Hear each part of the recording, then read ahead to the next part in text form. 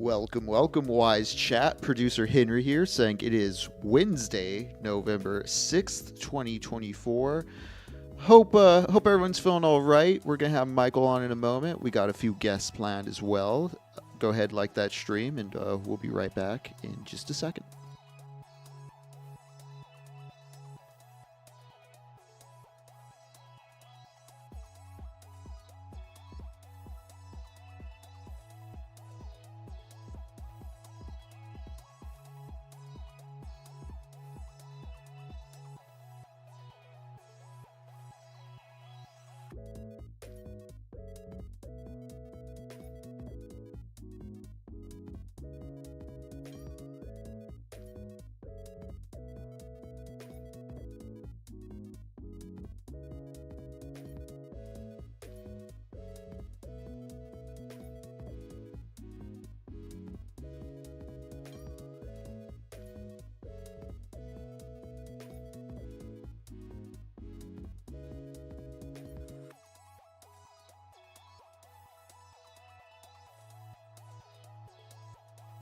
A huge case of the Wednesdays. I don't understand why. Why would that happen?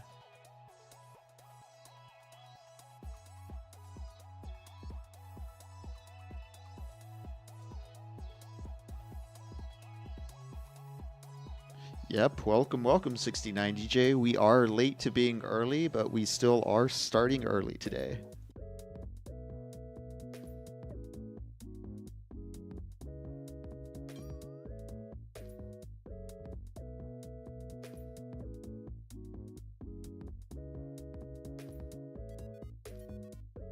To me, it's the Eternal Tuesday.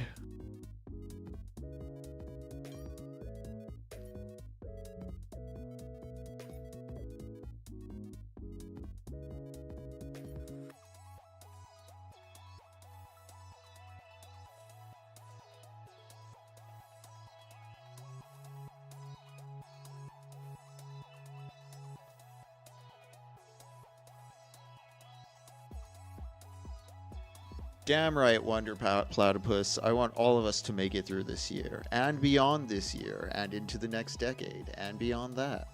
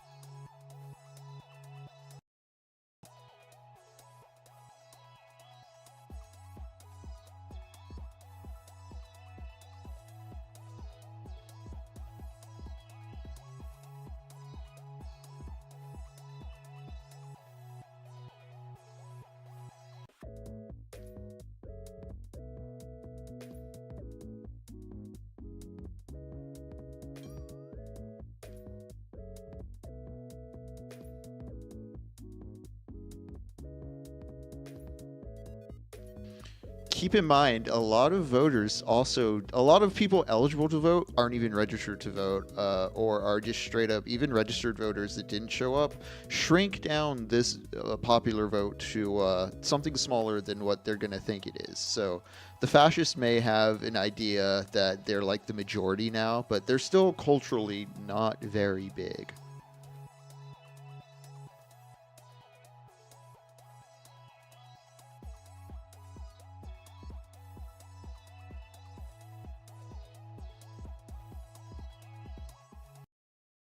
Well, it's Wednesday, November 6th. It's a little bit before 9:30 a.m. here on the West Coast. This is Wisecrack Live. Michael Burns. I heard producer Henry. Producer Henry's last show for a few weeks, so let's be nice to producer Henry today. I know normally we're really mean to him, but let's start with this. I'm glad to see you a lot of here in the chat. I want you to know that it weeks of my life and days of my life where I feel kind of alienated and alone or bummed out. A lot of you who are in this chat and who are part of this community, um, really mean a lot to me. Wonder Platypus, that's a really good song. So shout out to Mountain Goats and thanks for doing that. But I hope that you guys know that sometimes just like seeing some of you in this chat and being, talking through stuff and getting mad together and laughing together and being confused together. I want you to know it means a lot to me. And I want you to know I've gained a lot from that, and I continue to gain a lot from that.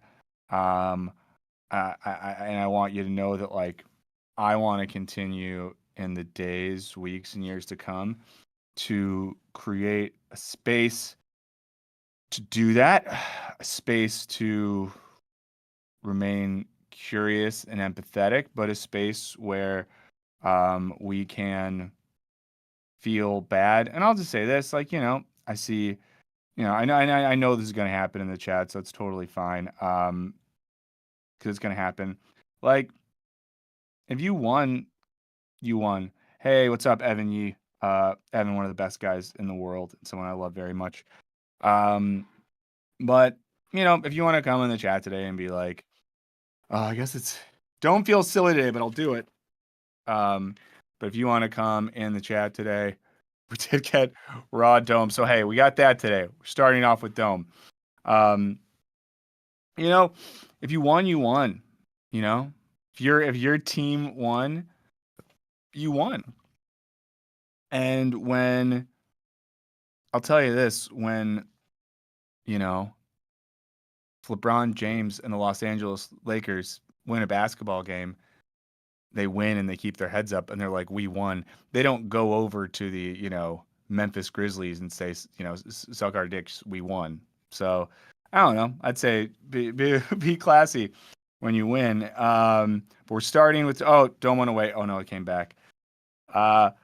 So, the question is like, what are we doing today? Why are we here? It's not like we're going to figure it all out. It's not like we're going to be here like solving the problem. I'm not going to sit here today and like yell about whose fault this is or whatever it might be. But we've talked about this before, it's great folks in the chat. But sorry, we'll get in the groove today. This is just a tough one, but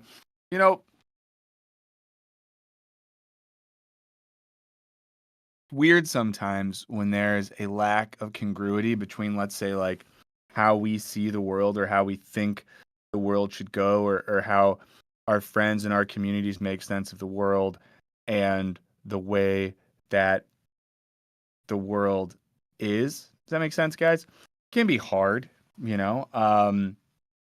but I would just say right now, the main thing I want to think about is that like there are good people.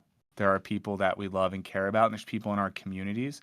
And I would just ask that we, double down on getting off our phones and our computers and all the shit and just like putting effort into human relationships, into human community. I would emphasize that there's people in America right now who probably feel a lot more scared than some of us do. Like, I'm a fucking straight white middle class guy that lives in a blue city in the bluest state, right? And I know there's people who are a lot more scared than I am right now. And regardless of what you expect from this channel or this stream politically or socially or anything like that, I'm a dad and a husband of women, and fucking horrifying to live in a country in a world where we know that the government has promised a direct assault on women's bodies and women's rights, and that's horrifying. My kids, she's not very very vocal yet. She can say up can say purple. She can say turtle, but doesn't have a vocab yet where I have to explain to her, the social and political conditions that we're running into right now. Yeah, see, and I'm sorry, the chat's going hard today, but Drift King with a disabled son, man, I don't know what that's like. I'm sorry you're dealing with that, and know that we love you. Well, like, that's horrible. I did a little walkabout chat last night on a stream that's no longer visible. It's private on my personal channel because I just wanted to take a walk and see what was going on. And a few people popped in, a few trans friends to express how they feel. In particular, a trans person from Texas popped in, and I don't know what that's like. I don't know what that's like to I today saw a tweet from Matt Walsh who said something like the trans movement is over. And it's just like, it's not a movement, dog. People's lives. You know what I mean? It's not like during the civil rights era, it was like the black movement is over. No, man, there's just like black people who exist. They're human beings the exact same way that you're a human being. They're created by whoever creates us in the same way that you were created. You know? It's not a trans movement, it's not a queer movement, it's not a women's movement, it's just fucking people. You know?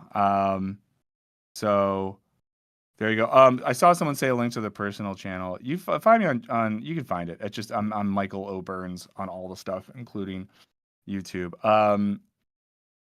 But let's see. Yeah, I mean, for Muslim Americans and for Palestinians, shit is real scary.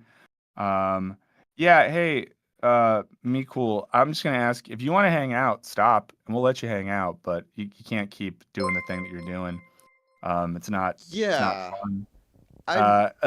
And like I'm like totally we're cool with having folks who don't agree with us in this chat, like genuinely. And if you want to express why you disagree, like I was listening to the radio on the way over here today, and a Republican voter from Pennsylvania called in, and I kind of rolled my eyes, like, what is this shit gonna be? And the person was like, people in our communities experience a lot of economic anxiety. We felt like the Democrats didn't listen to our concerns in this election, but they told us what we should care about, and that turned a lot of voters off. I'm not saying I like agree with that person, but that's an example of articulating a position that's different from like my own or the progressive position in a way that isn't just like godless baby killer. You know what I'm saying? Like, so if you want to be that caller from Pennsylvania today, I absolutely welcome and invite you to do that. Make And I would it ask, funny too, please. oh yeah, Like, and be don't funny. just give us the most trite single line. I mean, go for it. Really get creative with it. Like, come on, Yeah, you're in charge now. Have fun with it. yeah. Where is this? Wonder Platypus says, I remember sitting in history as a kid learning about how he handled World War II and its aftermath. I remember thinking it was fixed, and almost like a movie, we got rid of that. We didn't, and it's scary. Yeah, and I think Wonder Platypus.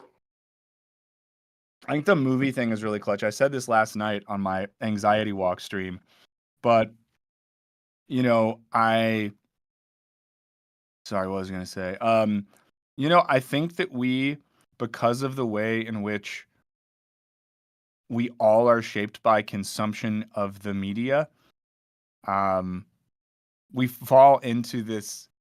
I think we're all tempted by narrativization, right? That history follows a narrative arc. I mean, in a sense, right? Like postmodernism in its most literal sense, not its weird Jordan Peterson-y sense, is the idea that there are no grand meta narratives. I think that's what Jean-Francois Lyotard said at one point, like the end or incredulity towards meta narratives. And, you know, I think that we sort of, and I see people talking about this in the chat, we have a drive towards narrative. I mean, there's a reason that human beings have developed religious traditions throughout history.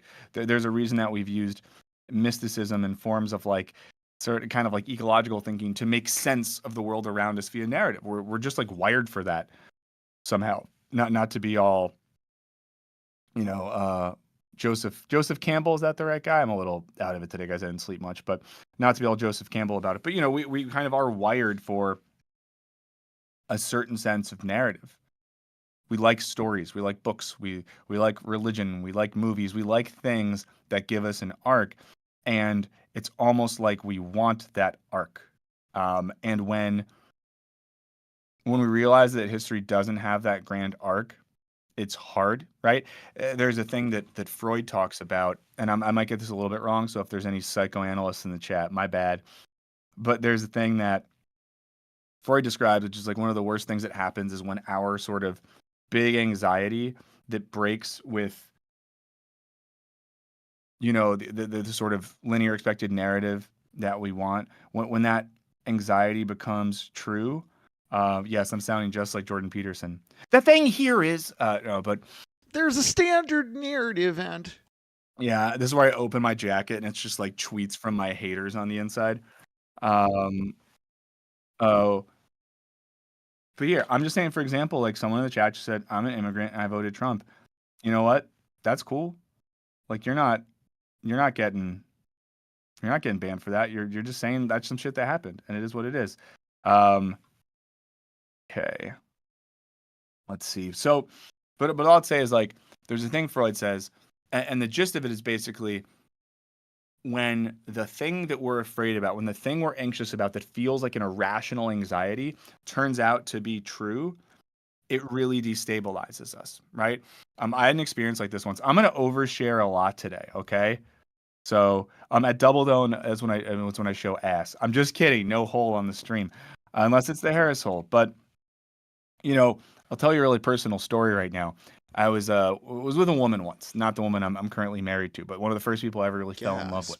I moved states to be with this person, and I had a fear at one point that they were going to leave me or they're going to cheat on me. And I'm a very anxious person. I had some fucked up shit happen as a child, so I struggle sometimes to believe that people love me and things like that. I've been working on it though. Therapy's great.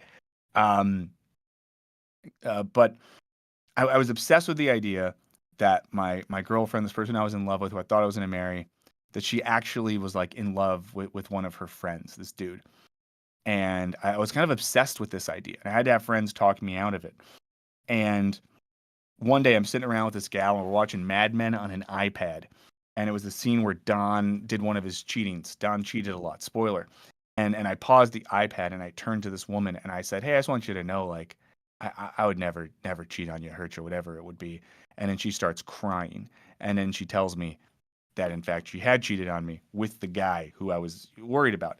All I had to say is it really kind of broke me for a bit because this thing that I had treated as an anxiety, a worst case scenario, whatever, happened. It broke the narrative arc because in my narrative arc, you meet a gal at a, philosophy fellowship in the American Midwest and you go on a date and you fall in love and you have a bunch of babies and everything's okay. And that's an experience we can all have, that way in which we expect a thing to happen. We see a reality ahead of us. And when the anxious fear becomes true, it's destabilizing because it reminds us that our projected narrativization isn't always the way that it is. I want you to know this too, guys. It all worked out really well. And I mean this very seriously because if I wouldn't have moved to the city I moved to, shouts to Baltimore, to be with that young woman who's now older. And I hope she's doing well. I think she was a good person, but she just had some issues. But if I wouldn't have moved there, I wouldn't have met my wife now. If I wouldn't have my wife now, I wouldn't have my kid who I love very much. I wouldn't be here because I only moved to LA to then connect with the woman I'm married to now. That's how I met the Wisecrack crew, and that's how I'm here with you all right now. So I'm doing the thing. I'm now re-narrativizing after I just talked about the dangers of narrativization. But and all I'd say is people want narratives, and I think this is what we've seen some of, right? Like I think people. you're at least go ahead, Henry. at least when you're saying you're re-narrativizing, you're aware of like your construction of the narrative instead of taking it as like essentialist fact of reality, which is where a lot of like the danger comes in. Yeah. And Henry, I'm sending you a couple of tweets right now, but these aren't urgent. I'm just doing them while I have them open, and we can look at some of these in a second. But to kind of like give back to the narrativization thing to an extent, we've seen this in this election cycle, and different people have constructed different narratives, trying to explain what happened and what's happening and what will happen. And we know that, like, I know I should put two hats on now. We did But get a like, super chat as well. oh, let me go check that out. I'm so sorry I missed it, guys. The chat's going off. Inevitable outcome of society where half the population can't read above an 8th grade level. Conservatives want to keep Americans uneducated and easily manipulated. Just look at Reagan. Guys, education shit's going to get real fucked up. And we can talk about that a little bit later. But like, in thinking about narrativization, you know, uh, a lot of people in America, a lot of people around the world, their lives, and I'm going to be kind of blunt here, their lives suck shit. You know? Oh yeah, does anyone know like anyone good we could donate to? Whether it be like an abortion fund or community aid fund or something that's gonna send money to kids in Gaza. If one of our regulars, one of the homies, um, knows something good, today would be maybe a great day to send some money someplace if we have it. Uriah, I'll put the dome away soon. I'm uncomfortable with how much dome there is. If we get to 3,000, I'll put the dome Oh, away. we got to sustain. Yeah. Epoch Philosophy, fantastic channel. I've had similar thoughts. I think we have to fully embrace the idea that narrative is fully subsumed under the form of borderline personality disorder. It ebbs and flows so much faster. Yeah, I think you're absolutely right. And I think some of the narrative, you know, now, or some of the narrative that happened relative to, you know, the selection involves people whose lives suck shit. And I'll say this, like, a lot of people's lives do suck shit. Look at a thing came out recently in which the average age of homeowners or people who are buying homes in America is like 56 or 57 years old. Like that's not supposed to be the case. The narrative, right? The American narrative is you keep your head down, you go to school, you do your job, you work hard, you buy a home, you get some equity, you build a little bit of wealth for your family, and you can have a good life. And that has not been happening for people. Hasn't been happening for people in America. You know, Stefan F says, "Go MAGA." Hey, you won. So there you go. Congrats to you. I hope you feel good. But you know, people have felt bad, and people, when they feel bad and they look around them, look at economic conditions. Why wouldn't they? You know what I mean? Because most of our problems, and let me know if you relate to this, anyone in the chat, but like a weird thing happens if you go from being really broke to making solid money. And by solid money, I literally just mean like middle classy salary or whatever. But it sucks that when you start making a little bit of money, a lot of stuff feels better. You know, like I spent a lot of years in grad school and as an adjunct teacher, and times where like, you know, there was a year when my age started with a 3 where I made like $16,000 that year, and I had friends who, you know, were making like close to 6 figures. And like when I got like my first real job with like benefits and a salary, life felt a lot better because having the baseline economic conditions to live a life that feels good makes people happy, and not having access to that makes people feel bad. It's not fucking rocket science. You know, Sean in the chat says 40% pay raise switching jobs is life changing. Yeah. And I hate that. Like I felt bad the first time I made a better salary, and I was like, oh, everything's a lot better in life. Because I don't want to believe that, right? I don't want to believe that like money is what makes people happy. And of course, it's not just that. But we were in a set of conditions with the current election, where guys, Henry will ban you for some wild shit today. People are getting banned for being gamers. So I would just say like you really gotta be careful because I would just say this as a Texan, his trigger finger is loose today. He has a loose trigger finger. But you know, economic anxiety is a real thing, and not to be all lefty on you here, guys. You know, because I don't have values or principles or ideas or anything like that. But you know, there are economic and material conditions that lead to how people feel politically. And I do not think, and you know, again, I'm not a fucking political genius or anything like that. But if we're looking for answers or we're looking for understanding, here's the thing. I don't want to be mad today. I'm not trying to blame people. I'm not trying to yell. But if we're looking for some answers, if we're looking for a baseline thing of like, what the fuck happened? the clearest thing I can see, and we're gonna have some other people on soon, guys. Sorry for my opening monologue, but I feel like fucking Mark Maron or something, except I'm not talking about cats. But the clearest answer I can see here is that economic concerns are very real. A lot of people were feeling very bad. And one option, one party, one candidate spoke directly to that.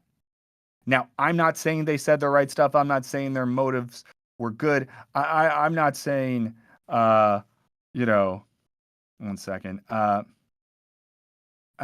not saying that I think that, yeah, their motive, all that stuff. But I'm saying if you are a person, I mean, I think, okay, here's the analogy. People felt sick and they felt like they had the flu. And one doctor, who's a goddamn psychopath, was like, Hannibal Lecter, I do rape and felony, but the flu is real.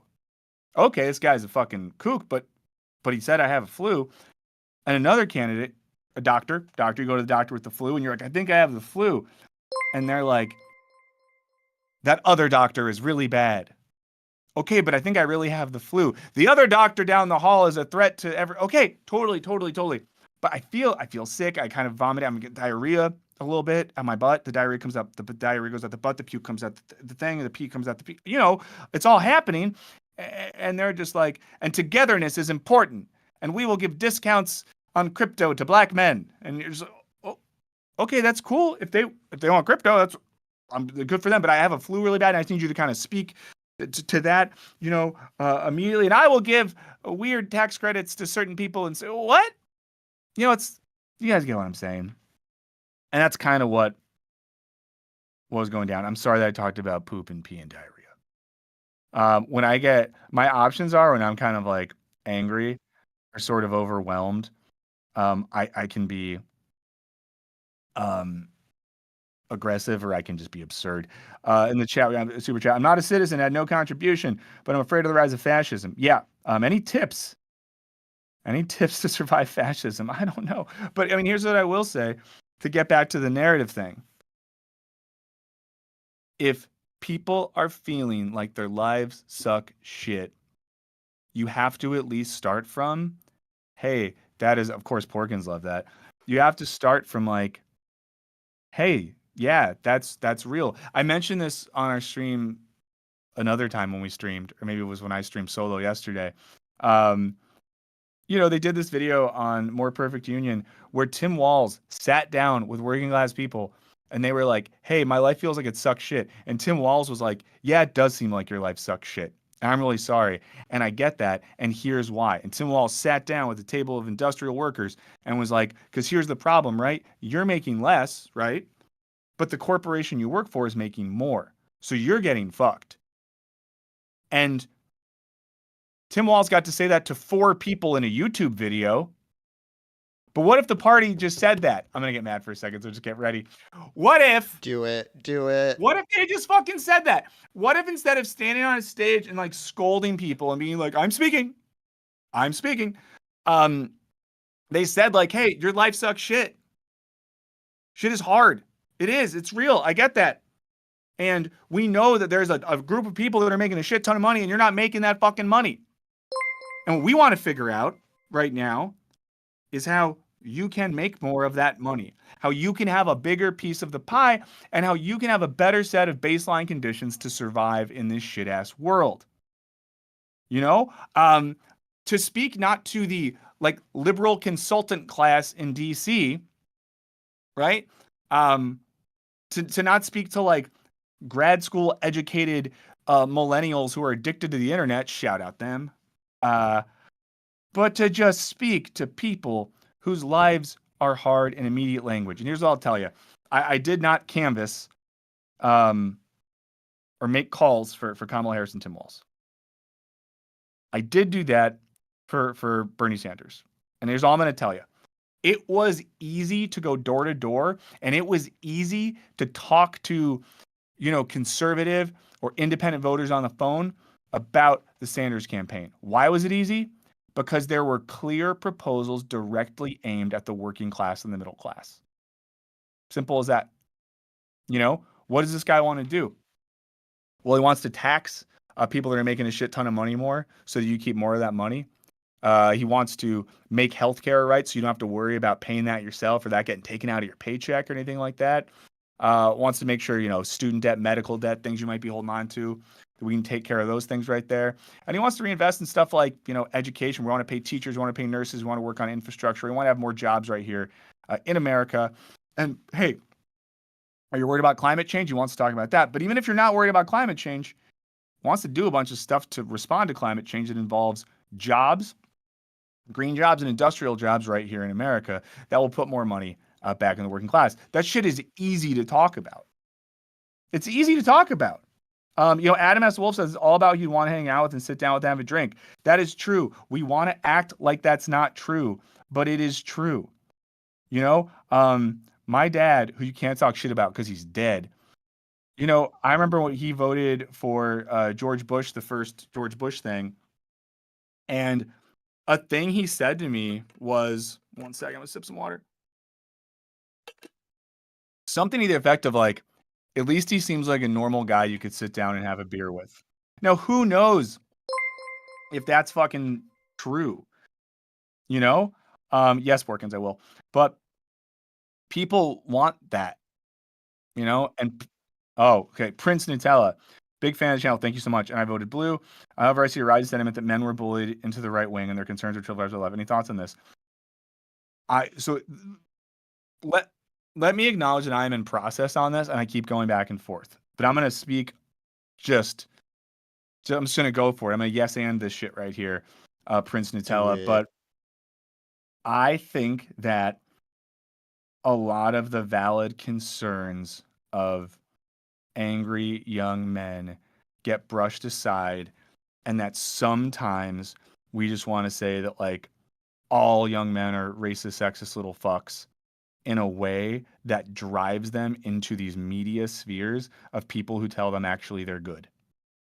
And I think that there is a type of resentment and anger even that can be valid, because I do think shit sucks shit in society.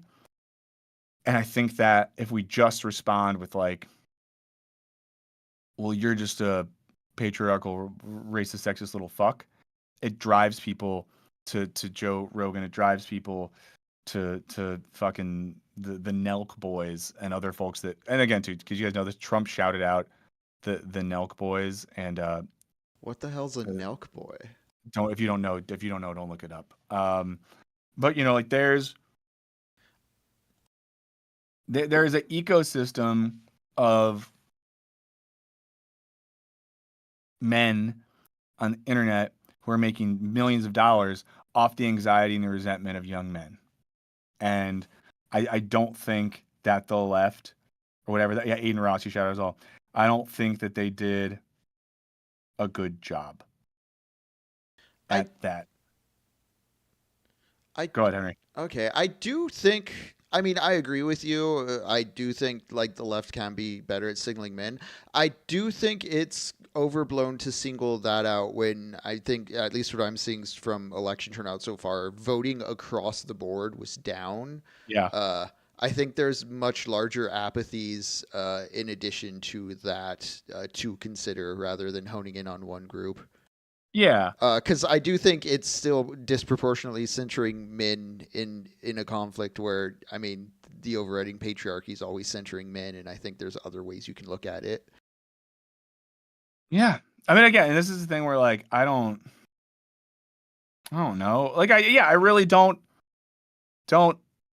like, no, but that's, kind of just riffing off stuff here. But I think that there is a reason that, that Joe Rogan and the Daily Wire and Jordan Peterson and, a lot of these people have burgeoning industries, and they've figured out how to tap into something. They have figured out how to tap into something.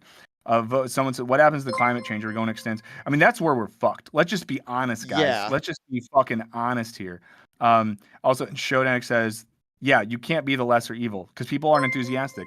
I'm going to get to the climate change things, but Shodanek, whoa, we're at 3,000. I got to put a hat on. This is why I do Three thousand. I got it, and you put it right. It just At goes 3,000, Michael goes panics. like that. I don't know what's. I just got it, and you throw it on the thing, and you make it stick.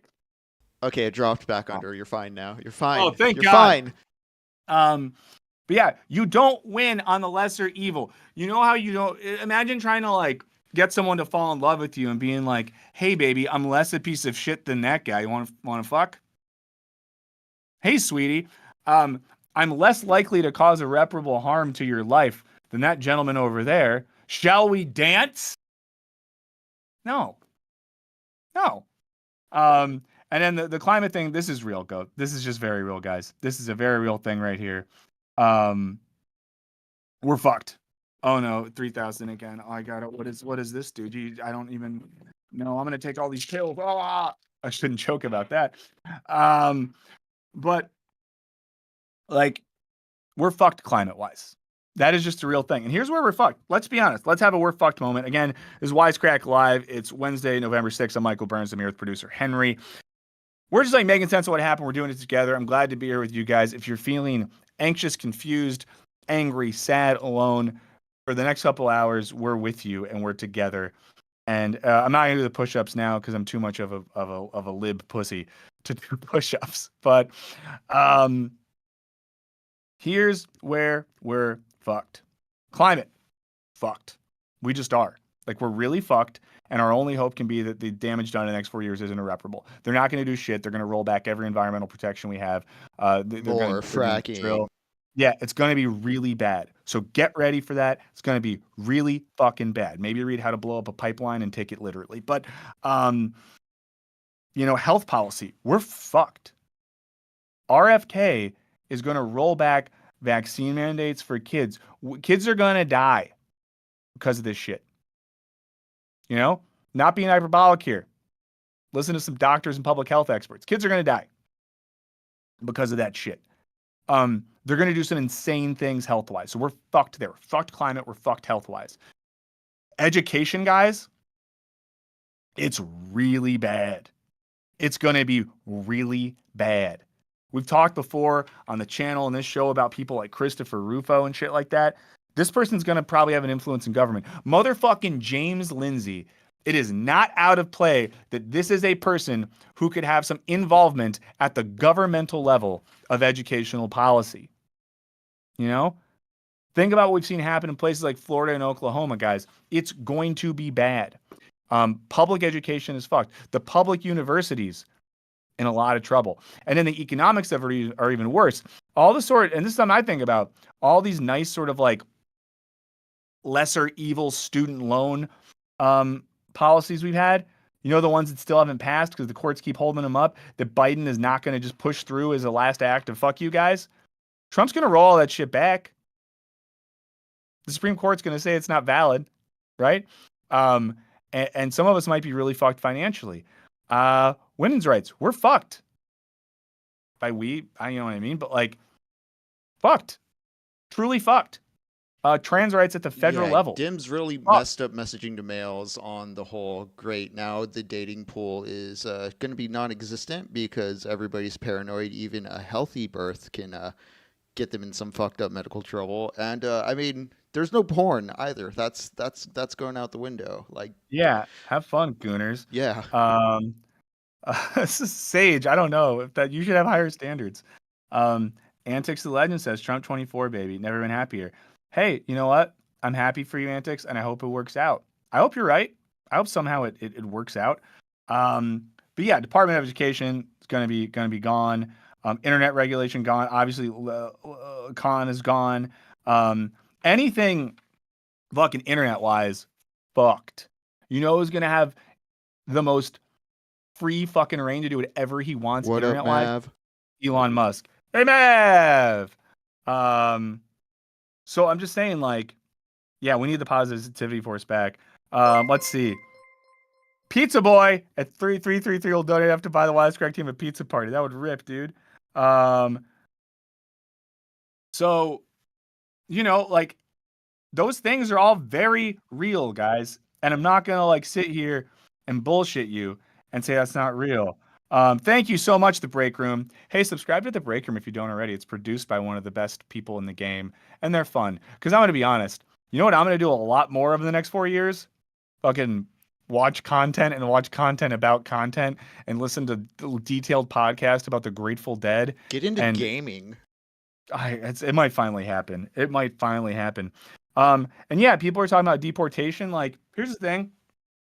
People are going to get deported and they're going to leave kids with no parents and nowhere to go in our country. That's going to happen. Kids are going to be put in cages. People are going to be violently rounded up and kicked out of the country in a very ruthless way. So we're fucked there. In terms of protesting, guys, it's going to be rough. If you're a college student and you're on campus, trying to be active against things like, I don't know, genocide, you're a little bit fucked. I'm a card carrying Democratic socialist. I wonder what kind of lists I'll be on. Mm-hmm. Hey, Simple Jack says deport them. Bye. Well, there you go. Simple Jack thinks that people should be kicked out of the country, and that's your journey. And you know what? You can say that, and you have a right to say that here because we believe in free speech. Speaking of free speech, though, that's out the fucking window. The Party of Freedom does not give a shit about free speech. Israel Palestine, guys. Like, Netanyahu is going to be on a plane to America soon. He's going to be doing events with Trump. Trump will say things out loud like they need to completely decimate and control Gaza. Trump probably is already going to work on some fucking deal with Netanyahu to like level Gaza and build like beachside property or whatever. It's really bad. You know? It's really bad. And all that's going to happen. And we shouldn't shit each other, you know? Someone said, was the world always this political? You know, I almost feel like the world we have these windows where things are less political. You know, there's a period in the 90s where things were less political, a period in the early 2000s where things were less political, but I'm going to give you, so Ethan Miller said, y'all lost, just deal with it. You're totally right, Ethan Miller. I mean, I guess y'all is weird because it's not like we're, oh yeah, the police immunity is fucked too. And who said that? Yeah, I mean, like Ethan Miller, you won. Deal with it. You know what I mean? Like, you won. Who cares about us? You won. Wait. So here's another thing. I'm gonna throw some stuff out. Just a reminder. In a little bit, we're gonna have Kat Abu come on. Kat's been on the show before.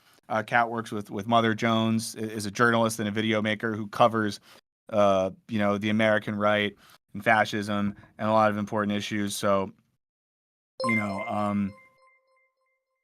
God, I mean, Nebula, I hope not. I really hope not. But Kat will be here in a little bit.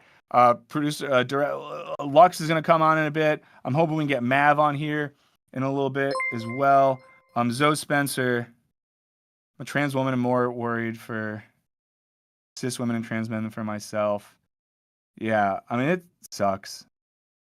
It sucks. And and this is the thing too, man. If you're one of our trans friends watching this, all I can say is like, we fucking love you. And you're just like a person. You're like just a person. You know what I mean? You're just a person who exists, and you're a person who exists and has a gender identity that you have freely chosen, which is your right. And you just want to express that in a way that doesn't hurt or harm anyone. And you're just trying to find some happiness in a world that's really fucked and messed up. And I want you to know that we love you and we care about you, and you have every right to simply be that person. If you're one of the kind of trolly people here or whatever, I would just really push you to, like, if you think or say hateful shit towards trans people, like, meet a trans person. You know what I'm saying? Like, talk to a trans person. Are they a human being like you? Do they care about their family and their friends? Do they have hobbies? Do they poop and pee? Do they watch bad movies? Do they have IBS? You know what I mean? Like, they're just a person, And I'm sorry that people have vilified a group of human beings that are just people, but, like, just look at history. It's always been someone. It's at one point it was black people, and it was the Jews, and it was the Italians, and it was the Irish, and it was the Polish. Like, it's always someone, guys, but it's never anyone. You know what I'm saying? So I just want us to keep that in mind, and I would say that, like, to remember that sort of, be mad at systems, but let's not try to vilify people. And speaking of systems and people, I do think one of the things that's hard to not think about with all this as well is like there's something about America, right? America has always been wedded to the spirits of Protestantism and capitalism. And Protestantism and capitalism share something really similar, which is an emphasis on the individual above all else. Protestantism is, the version of Christianity which really emphasizes, at least certain strands of Protestantism, individual salvation. Salvation is about the individual, and it is about what you do, and it is your relationship to God. Well, as Protestant paves the way for capitalism, we enter an economic system where economic salvation is about your relationship to capital in an almost vertical theological type manner. Both of these systems make the primary important relationship the individual to the totalizing metaphysical or economic system, which then philosophically and psychologically puts an emphasis on the individual and her desires and her aspirations above all else. They disconnect us from a communal thinking. Now, some of you are going to roll your fucking eyes at what I'm about to say next, and that's fair. But even like pre-Protestant Catholicism had a way bigger emphasis on community and the existence of like living together and being a part of a community, and salvation being something that's collective and not individual. It just is what it is. But we have to figure out, like, is there a way to, hey, David, how you doing? 99, David, you were 2 when 9/11 happened. You didn't even know. You didn't even know, David. But sorry for yelling at you, David. Oh, wait, someone did Islamophobia in the chat? That's cool. Yeah, cause again, is there anyone in here, are any of like our regulars here who want to mod it up for the day? I don't want to put that on anyone, but if like Mav or Sean or someone wants to help mod, you're welcome to volunteer. But yeah, if we're gonna do Islamophobia, guys, like not here. Fuck that shit. But what did Trump speak to? The individual and the individual anxiety. Whoa, serendipity Finch. Yeah, that's crazy. But thank you for sharing that with us. Thank you for supering. And yeah, it's a wild situation. If we want to, Sean Harriman has offered, and then the break room Sean has has offered been as well. deputized. And the break room as well, which is Evan, who we trust. So, if you want to, it's up to you, Henry, because it's your thing. But The break room has been deputized. Cops, more cops, more cops. We're making more cops. Coffee. I feel weird doing the coffee shout out today, guys. You know what kind of coffee I'm drinking, and you know that you can access that coffee if you want to get that coffee. So, and Eddie can as well. We can see how bad it gets. But here's all I'm going to say is like, Trump appealed directly to the individual desire for a sort of individual economic salvation. There is a reason that there's a weird evangelical Protestant thing there, because it's like the devil, the bad guy, the evil figure, whether that's the liberals, the trans people, Muslim people, whatever, the evil figures want to keep you from salvation. But I want to lead you. I want to lead you into that individual path. Here's the thing that Trump said at his victory speech last night, guys. This is a real thing he fucking said. He said God saved him twice from being shot because God has a higher purpose for him, and that purpose is to bring America back to glory. This is fascist, dictator, crazy shit, guys. He is telling people that God has chosen him individually on some fucking Constantinian shit to lead us to glory, guys. And if you're watching this and you're a Christian or any sort of religious person, do you think that's what God does? Do you read the Bible and see a lot of examples of God like anointings? We just don't. We don't. You know what? You don't see it. You don't. So, it is cultism. It's crazy. And this isn't me hating on religion. It's not even valid. It's not theologically valid relative to the Christian tradition. Okay. Someone said Hitler said the same thing. Yeah, guys, it's Christo-fascism. God kept him alive. But all I am saying is this shit plays into what a terrible comment. I used to sub, but bye-bye, said Joshua. What was a terrible comment I made? That Trump wasn't anointed by God? if that's why you're, if I said something that offended you, Joshua, please let me know because I'm sorry to make a sub mad. But if it's that, then like, my bad. Or maybe he's unsubbing from Trump. But like, that's bad, guys. That's bad. And then the problem is, on the other hand, like, oh great, what do you think the Trump Republicans will do with the weather machine now they control it? Oh, they're gonna drown California out, guys, and they're gonna hurricane Manhattan and stuff. And I'll say this too: if you are a Christian, if you're someone, yeah, the choice was the status quo or bull in the China shop. The people chose bull. That's from G.K. Chesterton. Someone said Wisecrack. You complained so much about Trump, but didn't support Harris. Frederick, you don't know who I voted for. Like, I'm serious. Like, I mean, here, okay. Cat's coming on in 45 minutes. Guys, I'll just tell you, and you can judge me or you can not judge me. I voted for Kamala Harris and Tim Walz on my California ballot. It did not matter because you could just burn your ballot in California and it's going to go blue. It's a winner-take-all state, and it's the bluest state in the country. I voted for Kamala Harris. It was hard for me. It was a tough decision to make, and I'm going to be honest about that. But there are some factors, and we can talk about those factors that people want that played into it. But so please don't tell me that, I live in a household where yesterday my wife spent hours of her day on the phone calling college students in Wisconsin to try to get them out to vote.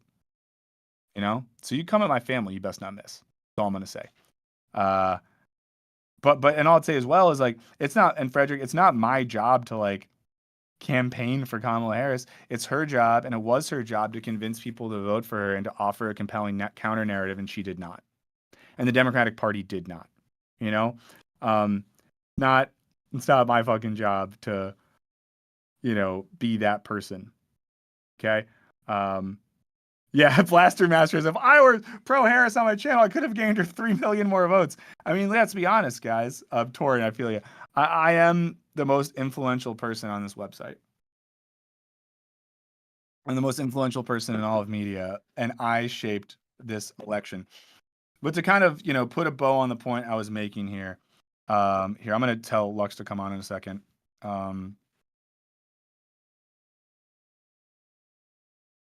I told Lux to jump in the waiting room and we can bring him on when I kind of put a bow on this. But also, I really do think Harris should have gone on Joe Rogan. I do think that. But the counter narrative needed to be about, it needed to offer something counter to the individualism offered by Trump and the right, because we have to be able to tell people why making stuff better for everyone is important, why community is important, why thinking about your neighbors is important. Because honestly, like, and here's the thing too, a lot of the weird identity messaging, people didn't even, I don't know, I'm going to stop. Hold on. Whereas at the end of the day, we're a human species stuck on a dying planet in the vast cosmos. Yeah. It's true. It's true. It's very true. Let's watch this before we bring Lux on. Let's watch some David Graeber thing, talk about liberal centrism. And then we'll bring Lux on. And Lux, I think you can probably hear us right now. So we're gonna use this as a transitional thing. Great. Yeah, we'll watch this and we'll bring Lux on as a transition, guys. Just a reminder, we're here for you. We love you. We're gonna watch this David Graeber thing. Lux is coming on. Kat Abu's coming on. Mav might come on in a bit. So let me know when you have it pulled up and we'll do the countdown. Okay, we'll go click play on 1. 3, 2, 1. The kind of politics we have now, where the left is represented by this kind of Obama-Macron-style centrism, where you're both for the market and for bureaucracy at the same time. It's kind of horrible, right? The only possible appeal of that kind of politics is, well, at least they're not Nazis, right? So what they want this is from years ago, by the way, to be this kind of mishmash of bureaucratic market centrism and the right to be outright fascist. to set the ball rolling in an actual left direction will make that centrism look like utterly unappealing. In France, sometimes they talk about the extreme center, and I think that's a fitting phrase. It strikes me that what's called the moderates are the most immoderate people possible. And the reason why they're so uncompromising, I think, is because they realize they don't have a lot of positive arguments. They're not really for anything. I mean, somebody like Obama, the reason he worked was because he looked like the kind of guy who would have a vision. He acted like a visionary. He had the intonation. He had the way of standing and looking into the distance like he really believed in something. And it shows you something about just how much visionary politics has been killed. It didn't even seem to occur to people to ask what his vision actually was, right? Because it turns out, insofar as he had a vision, his vision was not to have a vision. You know, he believed in pragmatism and compromise and so forth. And that's what the center has been reduced to. It's become this pure set of performative symbols. And at the same time, you get to feel morally superior, which is ultimately what centrism, what liberal centrism is all about, is the ability to feel better than other people. So there is a kind of a symbiosis whereby the right wing pretend to be stupid, like George Bush II sort of perfected this, like I'll act like a yokel, all of the liberals will make fun of me as an idiot, everybody who resents the sort of cultural elite for having monopolized all the good jobs will look at them sneering at me and say, yeah, I bet those guys feel the same way about me as they feel about Bush. I'll vote for Bush. Boy. Ha ha ha, stick it to him, right? You know, that shtick, Trump is just doing it in a more extreme version of the same thing. Johnson's doing the same thing. You know, you act like an idiot, the people who are the sort of educated elite make fun of you, and it works. Now, who's really the idiot, right? People keep falling for the same stupid trick over and over and over again. There's a symbiotic relationship between these centrists, who are just sort of sneering elitists, and these guys who are the scam artists who pretend to be yokels, who pretend to be idiots, or pretend to be fascists. They're not even real fascists, they're kind of phony fascists. They are trying to set up a situation where those are the only two viable political choices, because they both feed off and complement one another. Okay, guys, that's from David Graeber. You know, anthropologist, writer, someone you've maybe seen before. You should check out his work if you haven't. And I think the point there, again, he's making. Let me see. I think I missed did I miss a super chat back there? Let me go back. I don't think so. I think we got them all. Oh, yeah, Steve, Ben, and Jack Box are playing on the rug pull. Yeah. So yeah, and again, I think the point there. Thank you, Jello Shot, for the memberships. Why not? Let's just do some nice stuff to people. But yeah, I think the gist there is that it's like isn't new, and this sort of like we talked about universality versus individualism. This is the problem with liberals and centrists, right? They want to say like the market is good and we want the market to be free, but also we want stuff to be a little less bad for you guys. It's not offering a positive vision about a collective future for people as a whole. And also like, yeah, but let's bring our friend Lux on to cook for a bit. Let's bring Lux on the show.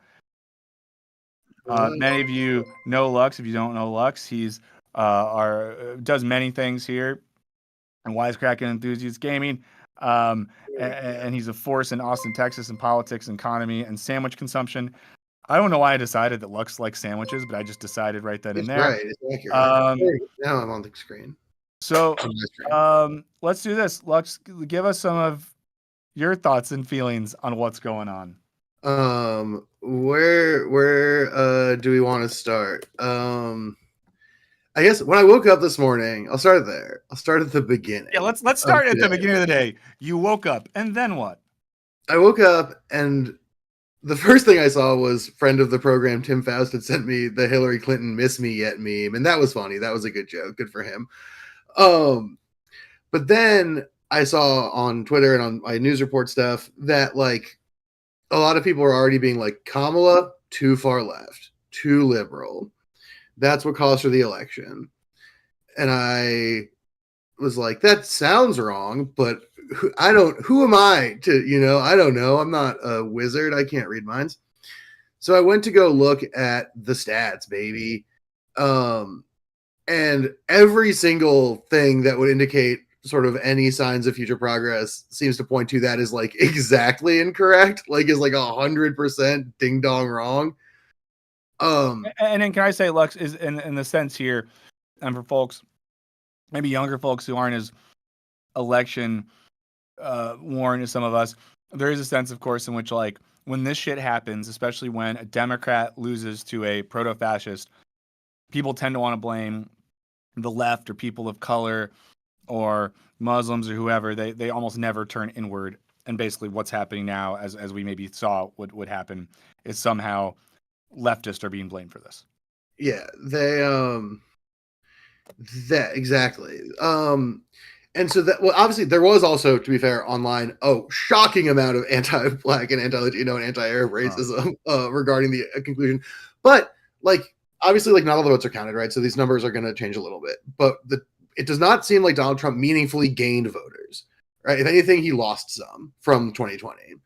The actual story here is that Harris lost a shitload of voters, like like probably in the 8 digits range when all is said and done. I think she's currently 15 million short of Biden. Yeah, I think last numbers were around 15 million.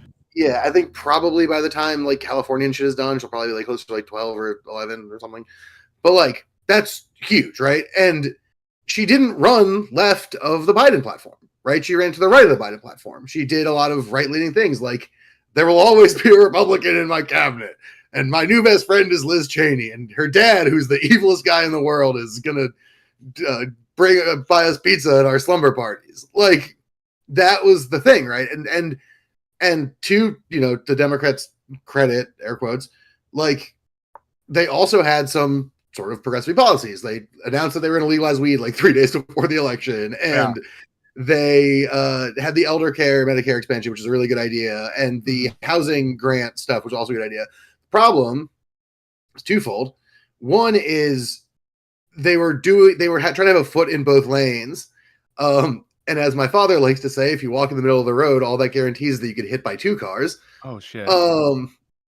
And Lux, that's so good. Yeah, he's got a million of them. But like that's what happened, right? Is that the Cheney shit sort of demotivated Democrats to vote, and the progressive policy demotivated Republicans to peel off if they ever were going to. I find the claim to be dubious in the first place, but like if they ever were, it wasn't gonna happen then. So they lost all of that.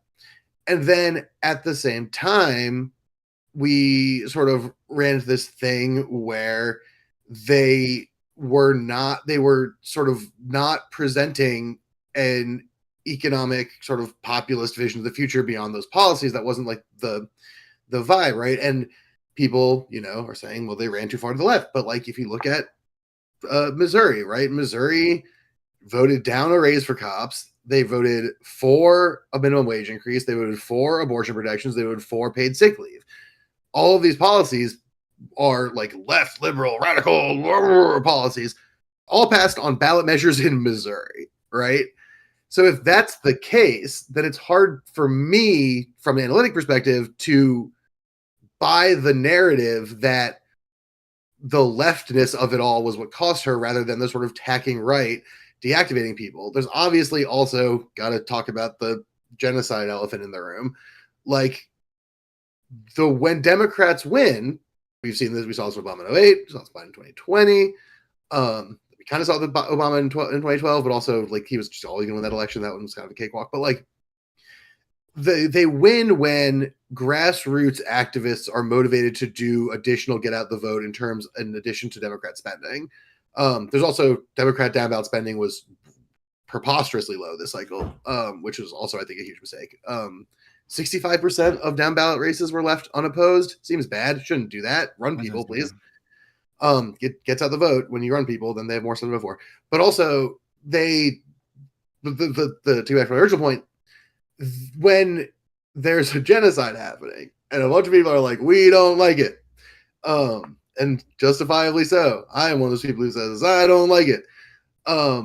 It's more difficult to get motivated to do that grassroots get out the vote work, right? You're not going to have as many activists tabling at colleges, putting on events at restaurants, at bars, at festivals, on street corners. They're not going to be out doing that stuff in the same way, because what they're seeing is in a total sort of rejection of their politics and a moral sort of deviancy that is like unacceptable. And so they willingly sacrificed that like element of their political project, which again, like, not to be like a Bernie would have won guy, but he would have, And part of that is we see this from 2016 too, right? Like 2016, they similarly kind of rejected the left and younger fringe of the party. They similarly put all their eggs into a sort of like we're the adults in the room patronizing basket. And what happened was they didn't get the grassroots mobilization. They didn't peel off any Republicans. They didn't activate younger voters, and they lost. And this time around, it's like even worse because they lost a bunch of Latino vote. They lost a bunch of young white men vote. All people who were in the Bernie Sanders coalition, who they've like actively sort of hand waved away. So going to your original question, my thoughts and feelings on everything is that like all the shit that people on the left, like DSA people like me, were like, please don't do this, is what they did, and it didn't work. And then they're mad at us and our sort of political perspective for making their thing not work. And it reminds me a lot of like a bad stand-up comedian who's like tells a bunch of bad jokes and blames the audience. Like, tell better jokes, run a better campaign, like make people vote for you. That's your job. Like, you're already a campaign. Your job is to get people to vote for you. It's not my job to do it. I wonder, Lux, as well, like, because there's this language you use about like attacking, right versus left. And sometimes I almost think when people will say that like, oh, she lost the left, but they couldn't do this stuff to go hard left. I think there's a lot of stuff that we might consider left that a lot of average voters don't even think of, like in that matrix. And when we talk about why Sanders was able to appeal to a broader, cross section of working class voters, I think because for certain people, like, again, you brought up like the Missouri minimum wage thing. I don't think a lot of average voters, and I'm making some wild assumptions here, look at a ballot measure that's like, oh, you can make a little more money as like Maoist, right? Or a policy measure that's like, we're gonna, make your healthcare costs less as, a Trotsky-esque position. So it almost seems like there's this failure, not even a failure of imagination, but this desire to put everything into those categories and then maybe not run on quote unquote leftist things because they're scary. But for a lot of those things, they're just speaking directly to the economic anxieties of voters. Yeah, absolutely. I think that's absolutely true, right? Like, obviously, Bernie, like the entire Bernie coalition didn't obviously leave. Lots of people who voted for Bernie voted Democrat this cycle, and so like they didn't like there's still some pull there, right, to the party. But the problem is that they're, like you're saying, not speaking directly to the economic conditions people are dealing with. And a friend of mine, my friend Forrest, put this pretty well, which is that people like Democratic policies, they just hate Democrats. Yeah. And I think it is a branding problem, right? I think a really telling example of this, one that like I think about all the fucking time. So there's an interview with Andy Beshear, the governor of Kentucky, right? He was one of the VP candidates. And people were like, Andy Beshear, how did you get so many Kentucky people who hate Obamacare to sign up for Obamacare? And he was like, I didn't call it Obamacare. He was like, I called it something different. And it was like there was some like, it was like Kentucky Health Registry, or it wasn't that, but it was something similarly generic, right? And that's the thing, right? That's the situation, is like the Democrats kind of have to own, if they want to win, right? If they want to win, and the question of do they really want to win is like a whole different conversation. Mm-hmm. But like if they want to win, they have to own their responsibility and their complicity in a series of sort of institutional failures that have happened. And they have to be able to divorce the future from the past by meaningfully breaking with it and by rebranding and re-articulating and restructuring a lot of these policies. Lots and lots of people, I think, really like a lot of this stuff. Like you said, I think, the tweet that's going around now is someone who was like, in 2016, I had more money than I did in 2020, so I voted for Trump or whatever. Or what was it? Like 2019, I had more money than I did in 2023, I think it was, but it doesn't matter. But like, that's ultimately what a lot of this comes down to. And I think the Democrats' refusal to sort of engage with it at that level, combined with an extremely patronizing sort of pitch to non-white voters that it basically amounts to, I dare you to vote for that guy, which is not a good sell, I don't think. Yeah. Well, someone brought this up in the chat as well, Lux. And sorry if you're not remembering you said this, but you're great and I appreciate this. Is even like the language thing as well, that like even the policies that the Harris campaign offered, some of them were like, and we want to give people that meet certain metrics a 20% tax break on these sort of things when buying a home, blah, blah, blah, blah. But like they frame things linguistically such that it doesn't hit immediately and it doesn't connect in an immediate sense. And I do think, and sorry, folks who might be getting annoyed with me doing this, but when I think back to, the Sanders campaign, it was just like Medicare for all, abolish debt, like these like sentences that just say a thing. Yeah. And it seems like, the sort of more centrist wing of the Democratic Party, or really just like the Democratic Party, struggles with the simplicity of like language and marketing. Yeah, no, absolutely. I think that's 100% correct. Like they're kind of convoluted. Even the good ideas are like Medicare expansion for elder care is a very good idea. It is not a catchy slogan, Yeah. Like no one's putting that on a t-shirt. Medicare for all, bang, t-shirt. And that's like, I think that is a huge part of it. I think that a huge part of it is that they don't want to lose their sort of where the thinking party, where the adults in the room appeal.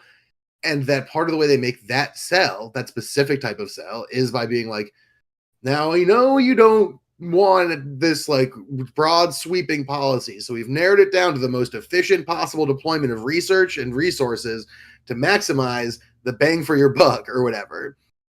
And I think that we can all sort of say that that's not like especially persuasive, right? Like if I show up to your party and I'm like, all right, everyone line up in order of hunger and we will distribute pizza slices by ranking. No one is going to be like, Lux is that guy who brought pizza. They're going to be like, Lux is the guy who made us line up in order of hunger in order to get pizza, right? It's not as compelling. It's not as exciting. It's not as interesting. And it's not as good, right? Like if you did Medicare for all and expanded just generalized social health care, that would also cover elder care. Like you could just do that, right? Like you do that and also a bunch of other stuff. It would be really great. And like, yeah, I think that is a huge part of the problem. Someone I was in an argument with. Whoa, Pizza Boy, thank you so much. We'll figure out how to make this So work much as a pizza Wisecrack money. pizza party. Wow. Whoa. Did you know, this is not related, gave but us pizza money. Did you know that when I was a teen, used to hang out at the Pizzagate restaurant? I believe that. Yeah. Comet Ping Pong was like right by my high school. Amazing. So Lux did Pizzagate. Yeah. Well, I would have been at the age to get Pizzagated, frankly. If we're like lining it up exactly correct. Didn't happen. There's actually no basement there. They just store chairs in a half basement. Wow, and we also got 10 Wisecrack memberships gifted. Incredible. Thank you, Pizza Boy. But yeah, I think to go back to what we're talking about, I think there is just like this real problematic disconnect where the problem is that the Democrats want a sort of neoliberal centrist party, but the lines on which they draw that are all things that the Republicans do, but more, right? If you're worried about the border, why would you vote for the border Democrats when you could vote for the border Republicans? If you're worried about like government overreach, why would you vote for the sort of semi-privatized Democrats with the fully privatized Republicans, right? Like it doesn't make any sense. It's not a compelling sell. You have to make an affirmative case. It's a different sort of approach to politics, but like I think not to ride the Pizzagate train too hard, but like I think that the Epstein stuff that happened this past week is a really telling example, right? The Democrats could not hammer the fact that they had like 100 hours of Epstein being like, Donald Trump's my best friend and we hang out all the time and it's the best. We love to hang out. Me and Donald Trump, me, notorious pedophile Jeffrey Epstein, and Donald Trump are always hanging out. Like, and they couldn't hammer that because they are also wedded to the Clinton family. And Jeffrey Epstein was also like, and Bill Clinton's there too. Yeah, right? I just saw this take, Lux, that I find interesting and horrible. This is from the writer Jill Filipovich, who's a person that is always online saying things about stuff. But said in the coming days, there's going to be a lot of opining about what the Harris campaign did wrong. But this election was not an indictment of Kamala Harris. It was an indictment of America. And I just think like this is a thing that's we're going to see a lot of, and I think it's a take that people are attracted to already. Last night I was watching MSNBC is a good lib, and Joanne Reed said, quote, Kamala Harris ran a flawless campaign.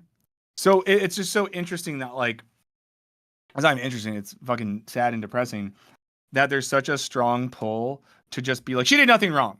Whereas, I mean, I'll give an example, guys. Sometimes at Wisecrack, we make videos. You guys might not know this. I know that most people are just here for the stream, and our videos are just a secondary thing we do. But sometimes we make a video, and there's one that maybe I feel like good about or whatever, and then it doesn't perform that well. When that happens, my mindset isn't like, the audience has a problem. Everyone on YouTube is an idiot. Sometimes I'm like, oh, the video wasn't as good as it could have been. Sometimes I'm like, you know what? I thought that was a clear argument, but it wasn't the clearest argument. Sometimes I think like, oh, you know what? I kind of like rested on stuff I already know rather than doing more research to make the argument clearer. And I'm sure everyone on our team does this except Lux, who's flawless. But No, but I like was gonna that's say, just normal in any job or anything in life. Or like if I have a disagreement with my spouse or we aren't getting along one day, I think like, oh, where could I have done a better job in communicating or being empathetic to my partner? But it's just funny and frustrating. And in this instance, there's never a desire to look inward. It's like when Hillary lost, she just like blamed everyone else.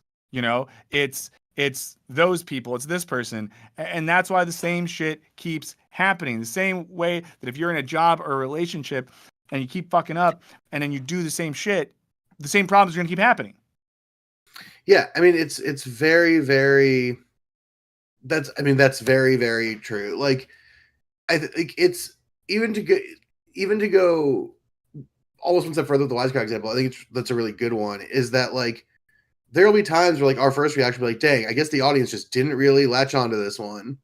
Yeah. But then we all have to sort of like check ourselves and be like, that can't be the answer, right? Because that's not a fixable thing, right? Yeah. And there's you can't make progress, you can't improve, you can't do a better job for yourself, for your audience, for the people you represent, for whatever, if you don't assume actionable issues.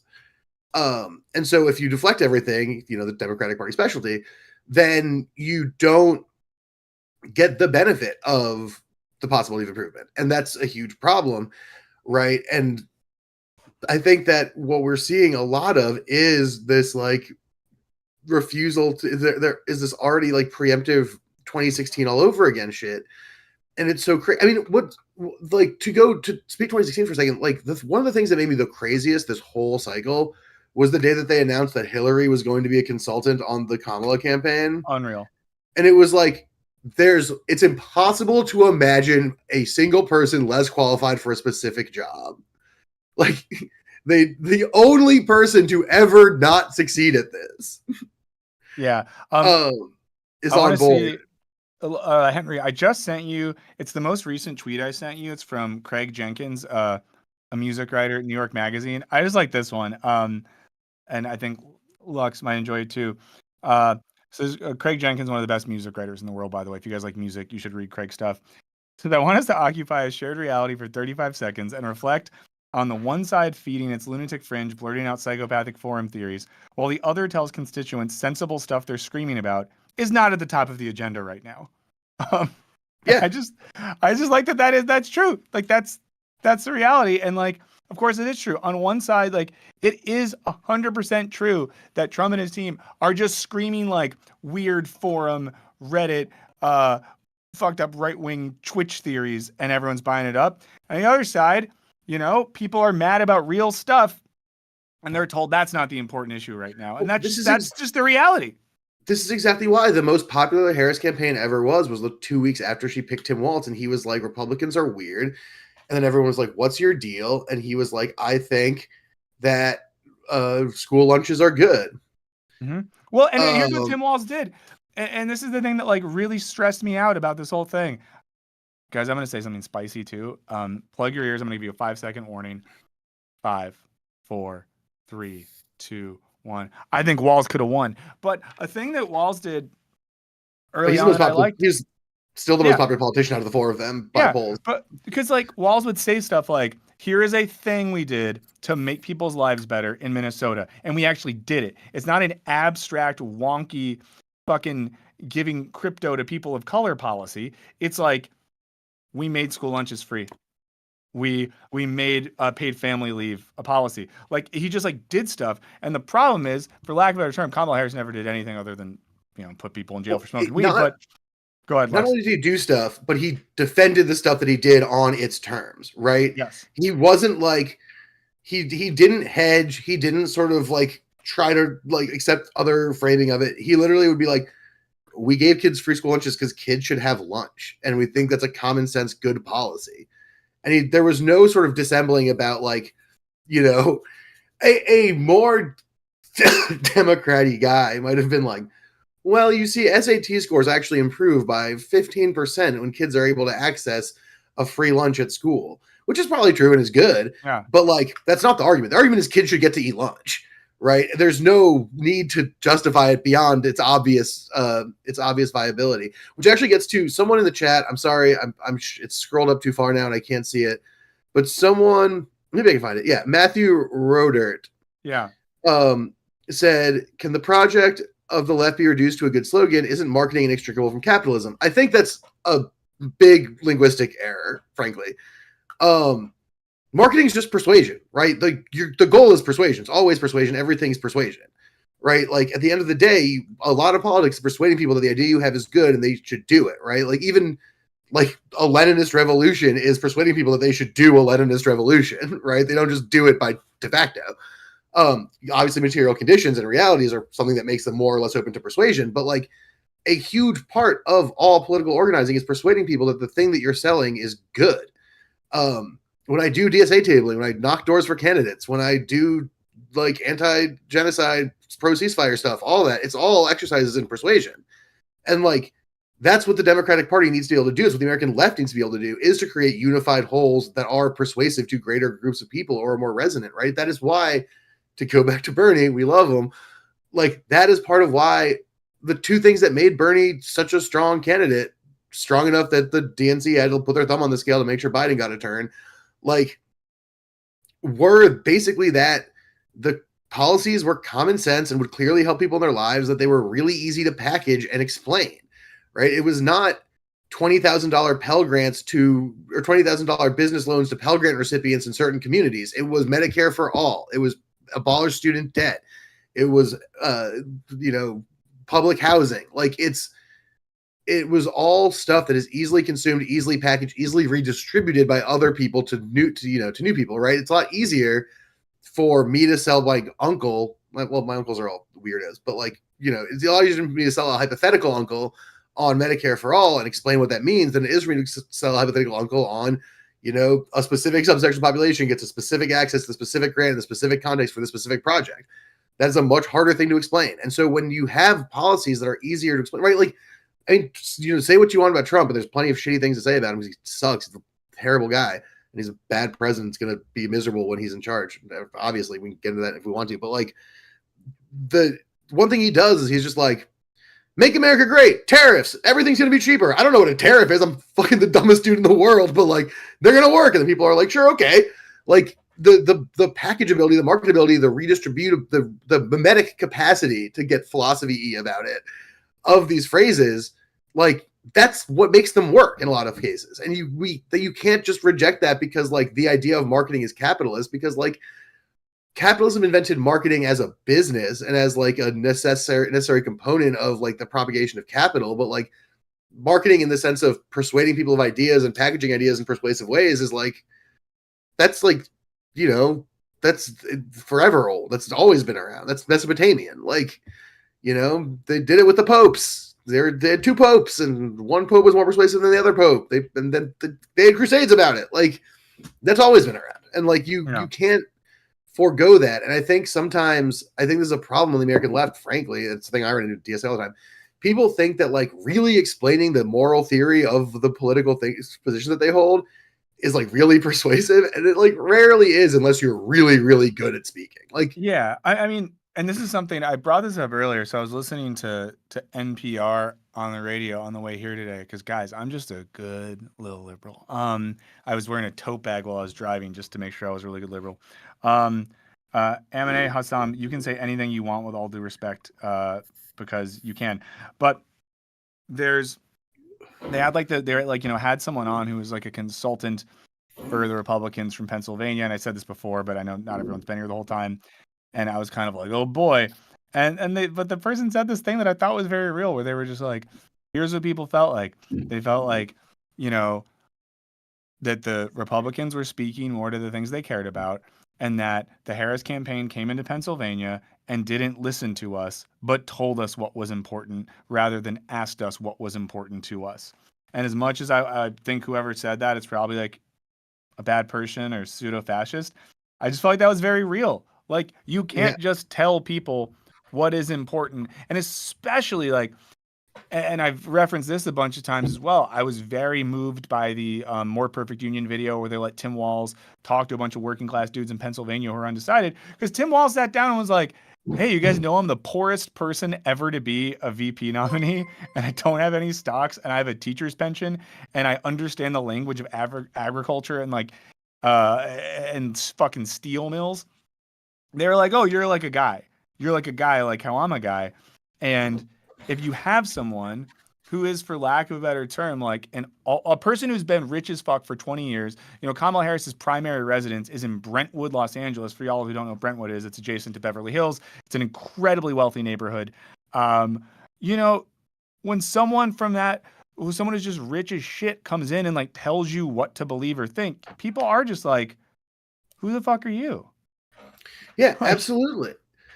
I mean, I have a friend, one of my very good friends works for the Democratic Party or works for nonprofits that align with the Democratic Party as an organizer and a get out the vote person during elections and stuff. And she works for other stuff during the rest of the year, but is involved with stuff. And she said the same kind of thing, that like the Harris campaign was basically telling a bunch of people, a bunch of folks like knew how to run their entire operation, and not listening to the people in the area who run the operations. And I think that's a huge mistake. Someone in the chat mentioned like running Josh Shapiro because as the candidate of Harris. I personally don't think he would have done super great. I think he would have made some of the same mistakes, but I think they get at something that's very important, which is that like the thing Kamala never reckoned with is the fact that Joe Biden was a uniquely unpopular president and that people really did not like Joe Biden. Specifically, Joseph Robinette Biden was a guy most people didn't like on both sides of the aisle. And so the failure to distinguish herself from him was her first and kind of most critically damning mistake. That like when she was like, I don't really think there's a big difference between me and Joe Biden, that was fucking game over, man. Yeah. Like the first couple weeks of the election where she was like, we're not going back. Tim Walz was like, they're weird. Like all this stuff is happening. That was the moment where it's like, oh, this is not Joe Biden. This is a different guy. Joe Biden would never say they're weird. Joe Biden would be like, they're very nice and we love them very much. Like this is very different. And then they just backtracked on all of that and lost all of that momentum. And that's like what cost them ultimately. Yeah. And again, I'll like say this too, and this isn't a defense of Kamala Harris or anything else, but like just structurally this shit sucked, guys. Because let's just let's move backwards a little bit and just remember what happened. Like what happened was Joe Biden gets nominated and becomes president. Implies, I know he didn't like straight up say it or promise, implied he was going to have a term to get the moral compass of the nation back together and pave the way for Pete Buttigieg or whoever else. And I think a lot of us, I was one of these people who was waiting for the announcement that there would be a Democratic primary and who honestly felt like there was people out there who might at least be like much less bad than how bad the Dems normally are. But Biden was just like, fuck it, I'm running. Multiple journalists put out reports that were like, this guy seems like he's losing his fucking mind. Tons of politicians on and off the record were like, yeah, talking to him is like speaking to a broken video game machine hooked up to a fucking old Bluetooth speaker. Like this was just there. And then of course he doesn't drop out until a horrible debate. Even after that doesn't drop out, Nancy Pelosi has to pull Baltimore Italian mob boss shit to basically tell him we're going to break your old knees if you don't do it, which creates a set of conditions where Harris is like really the only option technically because she's there. We know she is, and they could use the Biden infrastructure, but is put in a position where she doesn't really even have the ability to have her own campaign because she just inherits, for lack of a better term, the Biden infrastructure. Now, I'm not saying that like there's not stuff she could have done. Because as we've been saying for hours, there's lots of stuff she could have done. But like this whole situation was just absurd. Just absurd. I mean, it was a truly insane scenario. And like, because you're totally right. Like, we were all sort of the part of the Biden pitch was like 4 years of this guy we all know who will steady the wheel. And I think it's important. Like, I hate one thing I get mad at everyone in the world about is like conjuring the historical narrative to fit their priors. And like, I'll say it, I don't like Joe Biden, but like Joe Biden did a pretty good job in a lot of things, especially the first 2 years. Yeah. The problem was that he did a pretty bad job on a lot of things in the second 2 years, like particularly messaging and policy. And so the problem is that what Kamala inherited was the second 2 years of Joe Biden was the more austere, the less right? Because Joe Biden did the Build Back Better stuff. There was Biden bucks. There was child tax credit. There was SNAP expansion. There was Medicaid expansion, all this stuff. And then under Biden's watch, part of that's a Republican Congress, whatever, but like under Biden's watch, within his agential ambit, those things got rolled back and people's lives got meaningfully worse because they didn't push to continue that populist streak and instead went to an austerity project. And Kamala inherited that and like never distinguished herself from it meaningfully, and maybe couldn't have distinguished herself from it meaningfully. But guys, breaking news. I just sent this to Henry. George Bush has put out his statement. George W. Bush put out his statement on the election. I'm going to read this out loud now. I congratulate President Trump on his election as 47th President of the United States of America, as well as Vice President-elect J.D. Vance and their families. I also thank President Biden and Vice President Harris for their service to our country. Strong turnout in this election is a sign of the health of our republic and the strength of our democratic institutions. Laura and I are grateful to the election officials, poll workers, and volunteers who oversaw free, fair, safe, and secure election. We join our fellow citizens in praying for the success of our new leaders at all levels of government. May God continue to bless our great country. Well, thank God we heard from George. Also, I love that people until the last minute were saying like, she just needs George Bush to endorse and then we're good. Dude, like when the numbers on how many registered conservatives or registered Republicans voted for Kamala came out, that was like that was jokerfying to me. Like when it came out and it was like Kamala picked up 5% of registered Republicans. It was like all of that. Yeah. All of the fucking hanging out with Dick Cheney, all of the reputation laundering of the worst people in the fucking early 20th century or 21st century. All the fucking our military's the best. We're strengthening the border. We're gonna be tough on crime. All that shit got you. Duty. I got you 5% of the registered Republicans. That's what you peeled off for all that, and at the same time, just absolutely demotivating and disheartening your actual base. What an atrocious trade. What an absolutely miserable political calculus to engage in. Like, truly absurd. Yeah. Like, yeah. I mean, it's really one of those instances too, where I'll say this, like, Cash Guy Man, could it be that the incumbent party was always going to lose unless something major happened? That seems to be the case in most countries this year.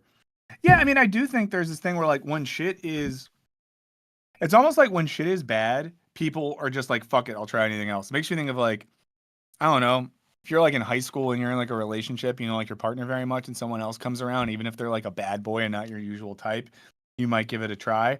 I do think like we're in this space now where a certain type of populism is taking over where people are just like, fuck it, let's just try this out.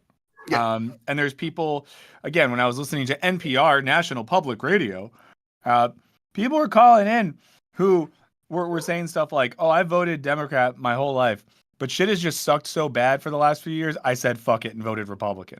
Like, those people exist.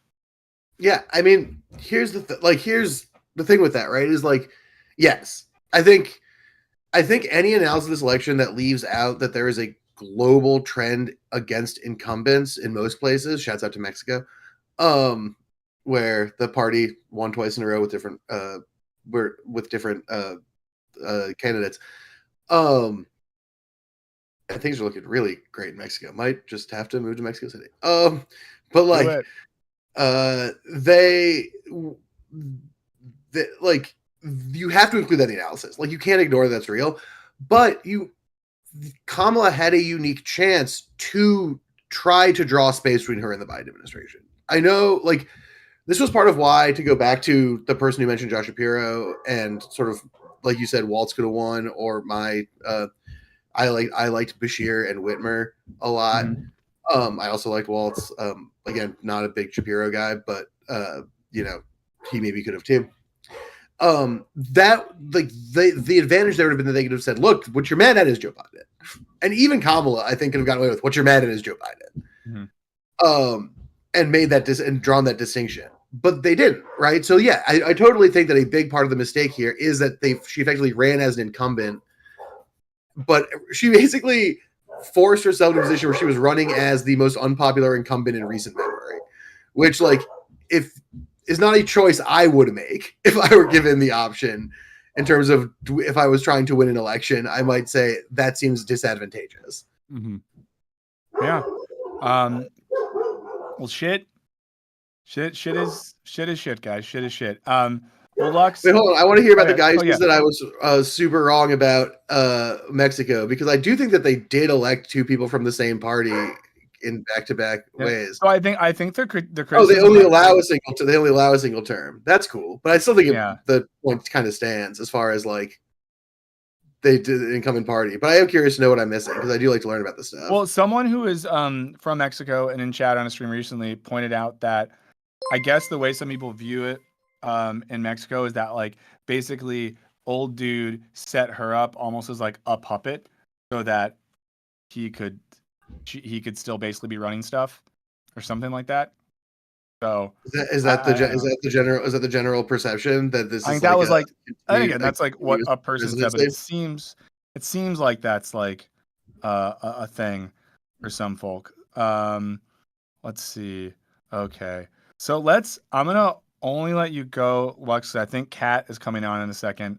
Yeah. Well, also, I think that the roofers, end on a sweet point. The roofers have started again and made the dogs go insane. Well, and folks, in case you don't already, please do follow Lux on all social medias. I'm going to say this correctly. Is it Tailboy? Yes, Tailboy with an I. Yeah, and we've retweeted a lot of Lux on the official Wisecrack accounts. You can check it out there. And Lux, I think, is going to hang out with us a couple times over the next couple of weeks as Henry is off helping make a movie. So, if you don't like Lux, you're fucked. Yeah, coming back, baby. I'm gonna be around for a little bit. Sorry, folks. Sorry, guys. I'm seeing interesting Mexico discourse in here. I'm gonna look some stuff up because I want to learn about it. I think I'll leave with this. Leo C of NY points out that shit isn't bad. America's economy within the West. America did a lot better with COVID stuff than basically every other country in terms of economics and inflation stuff, like just by the numbers.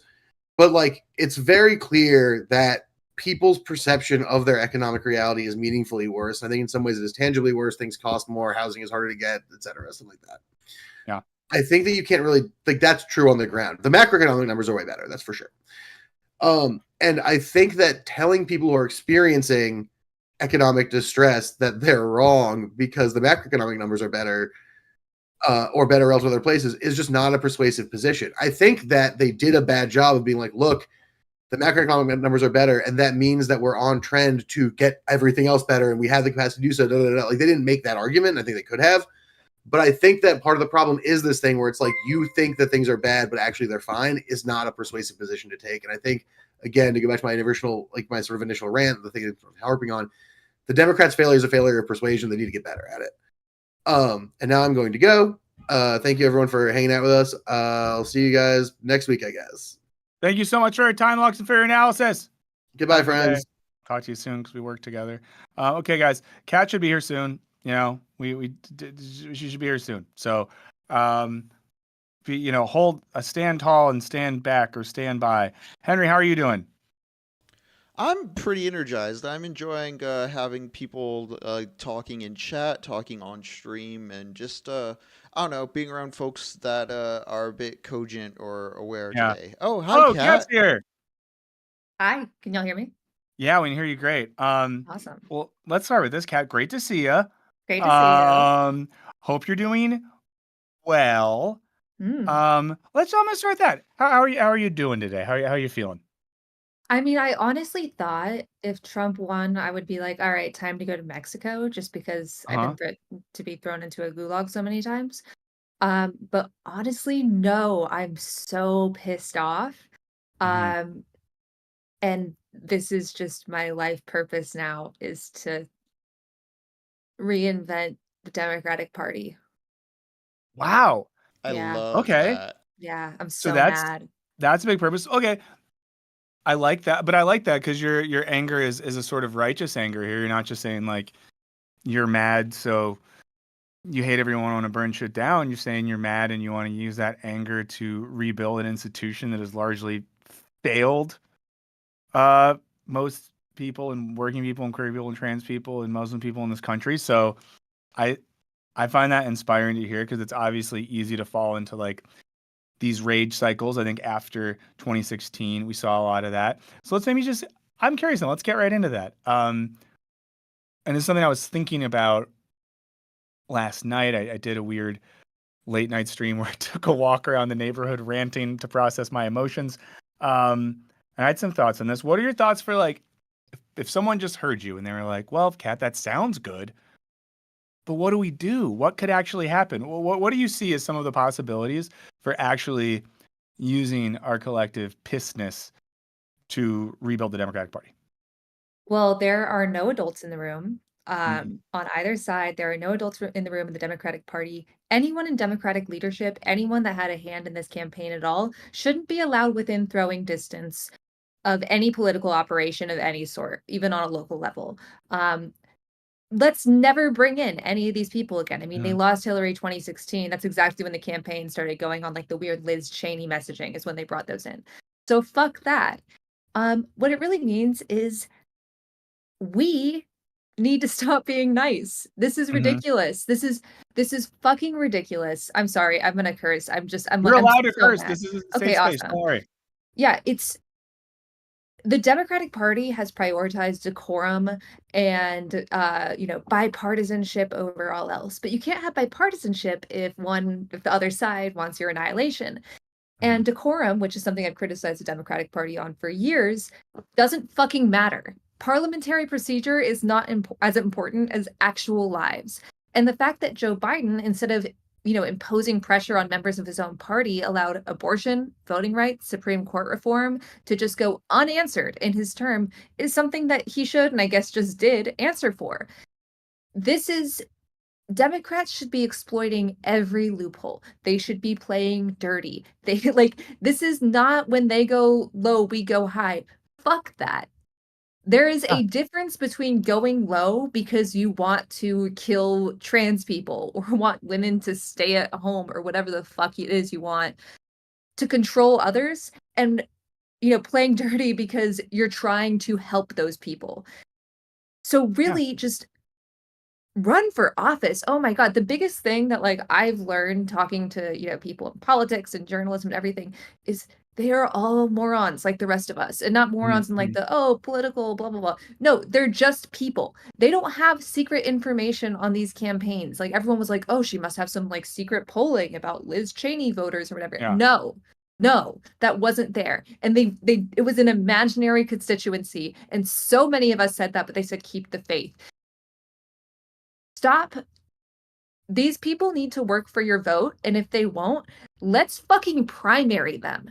I mean, Yeah. I would love more than two parties, but like, in the immediate, that's what we have. Primary them. Make them answer. Like there are so many things you can do in your own community, which is also one of the most important things, like Mhm. providing mutual aid, working with people in your community for abortion access, abortion funds, and logistical support to get people to areas where they can't have abortions is crucial. And I encourage everyone to sign up for those. I mean, tons of trans people are looking up how to do, DIY hormone therapy, which Mhm. is just Mhm. a reality. Um, Fucking Migrants, horrifying people that reality, but need yeah. homes, that need shelter, that is going to be a problem. Um, the Democratic Party is so good at getting money because they're like, "Oh, we got kicked in the face, give us money." Ow, Mhm. ow, ow, Mhm. instead of throwing a punch back. So if you want to actually help as a radical Democratic Party, you should be getting money to help these people that you have fucked over. This is ridiculous. And we should all be angry, and not in like a pointing fingers. I know people are doing it a shit ton today. Yeah. Like when I mention any of these mistakes, it's not to be like it's their fault, because we all know it is. And there's no point of like trying to relitigate all of this. I hate doing that. I hate when people do that. And on the flip side, people are like, oh, it's Arabs, Muslims, progressives, whatever. Stop it. Stop it. This is the reality now, because you biffed it. This is the reality. It wasn't even close. This is what we're living in. And so now we have to change. We cannot just keep running this, because if you do, you are complicit in anything that Trump does. If you are not doing every possible thing you can to energize your base, to advocate for, left, even like center, because we're fucking America. Our left is so much different than everyone else's left. But Our left-wing left is like populist everyone else's policies. center right. Yeah. I know, yeah. But left-wing populist policies, actually listening to people. Like when people are talking about the economy, I loved Kamala Harris's initiative for helping people buy a home. But guess what? You just had Trump rant about the price of X for a while and no one cares.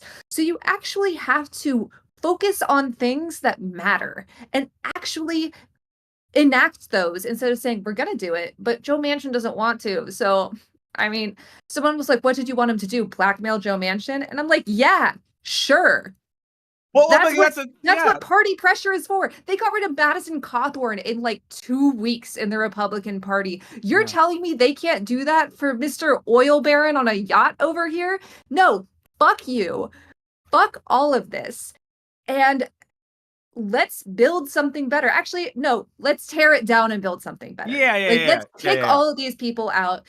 And the people who are there, you don't need to give them respect. Just because they've been in Congress for 99 years does not mean they deserve your respect, because they don't. They are complicit in all of this, and they are complicit in every policy in the Biden administration that made people hesitant to vote for them, that we begged for a year to just lighten, to just recognize Palestinian dignity, to not say, I will follow the law regarding trans people. What is that bullshit? Stop falling for the rights culture war bullshit and don't respect anyone who does. That's it. Going for it. Really appreciate the passion you're bringing to that, and I really appreciate you laying it out. But yeah, I mean, I think something you said earlier on, and this is the thing that's blowing my fucking brain out my butt, is the way in which, and sorry for my language, but it's one of those days, so I'm going to say some absurd shit. But yeah, continually watching, for my entire adult life, I have watched the same loose group of people in power of the Democratic Party do the same shit with the same results. There's been a couple little high points here and there, but you point out that like they're not even playing the right game. They're not even abiding by the rules of politics and electoral politics and playing the media and all these things as they work. And for lack of a better way to put it, Trump is fucking playing the game, and the people around him are playing the game the way that the game actually exists, and not the way that we want to see it in some ideal, perfect Lord of the Rings-ass justice prevails sense of viewing reality. And, we end up in these situations. And again, this has been like the first election I voted in was Bush-Kerry. And I've seen this every time. Like every time the narrative is like, well, you can't expect too much. All that matters right now is winning. It's your job to support the Democratic candidate. They're not perfect, even if you don't believe everything they're saying. And, I watched Democrats.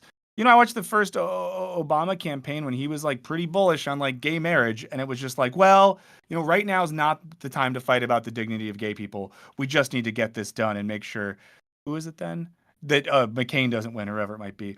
And we just see the same thing every time. And I think like, you get to a point where I think people really are, I hope people really are, feeling kind of dejected, feeling a bit lied to, and feeling like there's kind of no one driving the bus.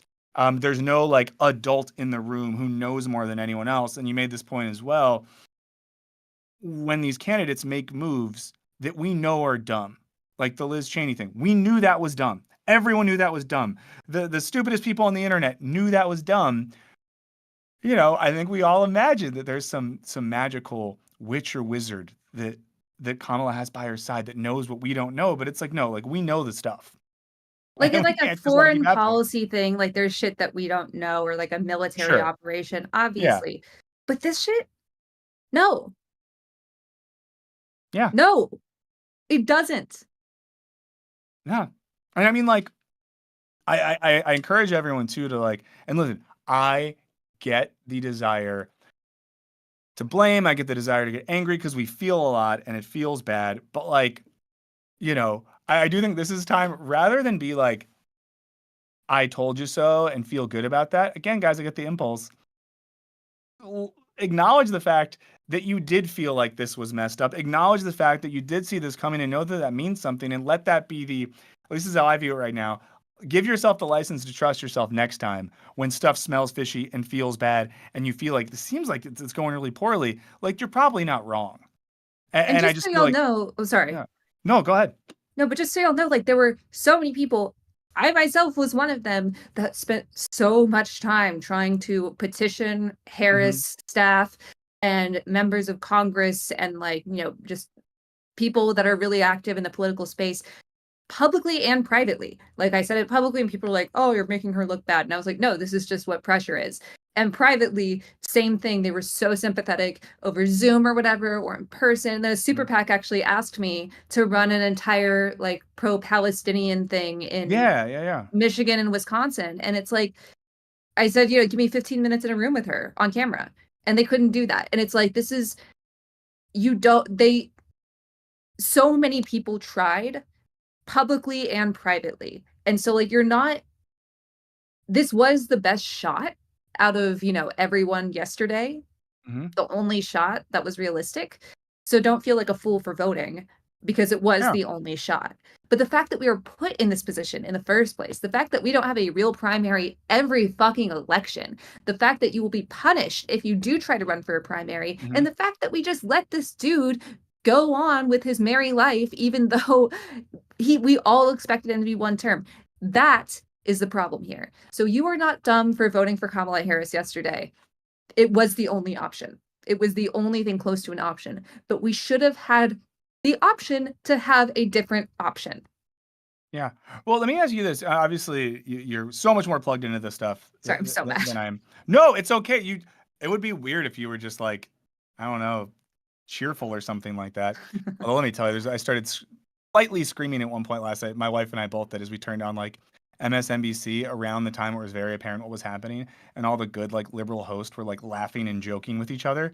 We're just like, what the fuck are they doing? Although shouts to Chris Hayes, who I like, who looked miserable the whole time. Love that guy. But I mean, from your perspective, and obviously for those of you who haven't seen this, Kat, you made a video about your attempt, like you said, to simply say to the Harris campaign, give me 15 minutes and I'm down to work with you guys on this. And I am down to be like a young Palestinian voice who wants to help you win, which again, like by all accounts, like that's the message you were giving them. Do you have a sense of why they wouldn't do it? Or do you have a sense of, because it's not just you, there's like multiple stories of very well-intentioned people within the Democratic establishment. Elected officials. Who are just like, hey, we want you to win. I want to support you. I want to speak to like the American Arab community on your behalf. We just need a little something. Why were you and all these people not given a little something? They were scared that recognizing a Palestinian as a person would tank the campaign, which is of course ridiculous. Yeah. Recognizing any ethnicity for existing, like even people that essentially what I told them, I was like, we can, work through questions to like make, like I wasn't looking for like, oh, from the river to the sea or whatever, like just straight up compromise. Like I have been plugged into this issue since I was a child. Like I know the reality in America. And also I'm sorry for any echo. I'm waiting for all my furniture to get in. Oh, it sounds fine. So don't worry about it. But like I knew that. I was like, that's a reality. And I am cool trying to just something. Like the Leahy Act, like saying that they need to, if they can't use our weapons for war crimes, like that's so baseline. Yeah. And it's the same reason they wouldn't let a Palestinian American, not someone from the uncommitted movement, a Palestinian American speak at the DNC. It's racism. It's just racism. And like I even said, I was like, I don't even, like I have, the blonde's fake, obviously, but like people, get scared when they see like a woman in a hijab, they're like, oh God, like racist people that suck. But still, I was like, if you're worried about that, like you have an option. I want Trump to not win. He is besties with Netanyahu. So many people said this, not just me, people that are far more qualified than me, and that she should have said yes to far before me. And it was just, no, we're radioactive, we're pariahs, and now we have a president, or we're gonna have a president who uses my ethnicity as a slur. Yeah. It's cool. I mean, and that's the thing. Earlier on the show, I was, I'm trying to balance between some hope and some optimism and some reality here. And one of the areas where I think we have to be real, and it sucks to be real, is like we're fucked in that regard. In terms of how we've already had basically unwavering support for Israel, but now it's going to be unwavering, out front, Netanyahu hanging out in the White House, like you just said, Trump and his administration directly dehumanizing, Arab and Palestinian people. Democrats are going to start caring about Palestinians so fast. Oh yeah, I mean that's the thing too. It's sort of like the too little, too late friends thing at this point. Like I think I'm glad that Rashida Tlaib is still in Congress. I'm glad Ilhan Omar won. Like there's some little stuff where I'm like, these people can win and people care about them. But, there's some areas where I do think there is a sense in which, like what you said before, long term, something better needs to be built, or else, like, because it's honestly not even an option. Like that happens where we're just fucked, like deeply and utterly fucked with no return. But in the immediacy, like stuff is really bad. And we have no indication. And, you made this point a couple weeks ago when we talked to you that we should very much take seriously that they're going to try to do much of the Project 2025 stuff. And we should very much be aware that they've removed any of the barriers or most of the barriers they would have had before. And of course, 2016, they kind of put it felt like they tried to put some adults in the room to like guard the baby a little bit, like some old school party folks. But now we're truly talking like RFK deciding health policy and Elon Musk deciding God knows what. And of course, JD Vance, the next in line. It feels really bad, and it feels insane that we're in this position. Like it truly feels fucking sane. And it's like that this is where we're at. He won the popular vote, so like I'm not going to be here being like this is like he won the popular. He won. Democrats are just fucking atrocious at this, and there is a large part of the population that does want mass deportations, that does want abortion to be banned. I am just so fucking sick of the inaction on the part of the Democrats. Yeah.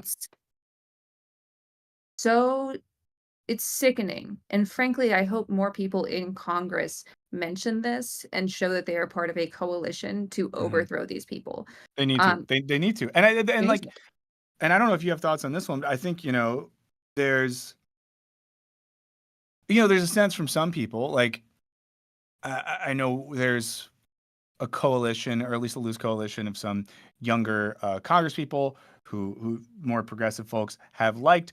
And I know someone who caught a lot of flack recently has been like AOC, and people sort of feeling like she's definitely been trying to kind of like have it both ways in terms of appealing to progressive voters and using the word genocide, but also being very much on the team. Like, but she has been saying genocide since October 2023. Which, and again, like at a bare minimum, she's done a good job at that. But I think for a lot of folks, it does feel like there's like mob rules in place. Like you're not allowed to. Like if you form, and we've seen this, right? Where, AIPAC is real good at taking people out if they don't want them there. We've had people like Pelosi and others in government who like are very quick to put people in check. So I don't know. Do you have like an earnest hope that there's the possibility for this to happen? Like I think we both agree like it needs to happen. Like there's no other fucking way. But the area where I get stuck in my own head is like, could it happen? Like, where are the pathways for this to happen? And does anyone have, I guess, the gall or the bravery to make a move and hope the people will be with them? I mean, it's really up to everyone watching this, to you, Michael. Like I think about when I was in high school, I had a stalker, and it really fucking sucked. It was a fellow student. And at this, like, long story short, essentially at like this, I went to Catholic school, this kind of like Catholic kumbaya, like small group type of thing. All of us were in a chapel sharing stories from our life. And I started speaking about it. And the like head of religion services at my school made me stop because she wanted to protect him. And so I just walked out. And out of everyone in that room, I walked out and I went to my car and I went home, or I went to go Indian food. Out of everyone in that room, only one person walked out with me. And it's my friend Carter, who's still my friend to this day. Carter. There were Sorry, shout we out fuck to with Carter. Carter. We We love fuck with Carter. Carter heavy. Sorry, keep going. There were no consequences for walking out, except just like making some sort of statement. But there were no consequences. And there are so many things where there are no real consequences. We're about to get a lot more of them. But being bold and saying what you think and actually making moves against people in power, don't obey in advance. If you don't have to, you don't have to.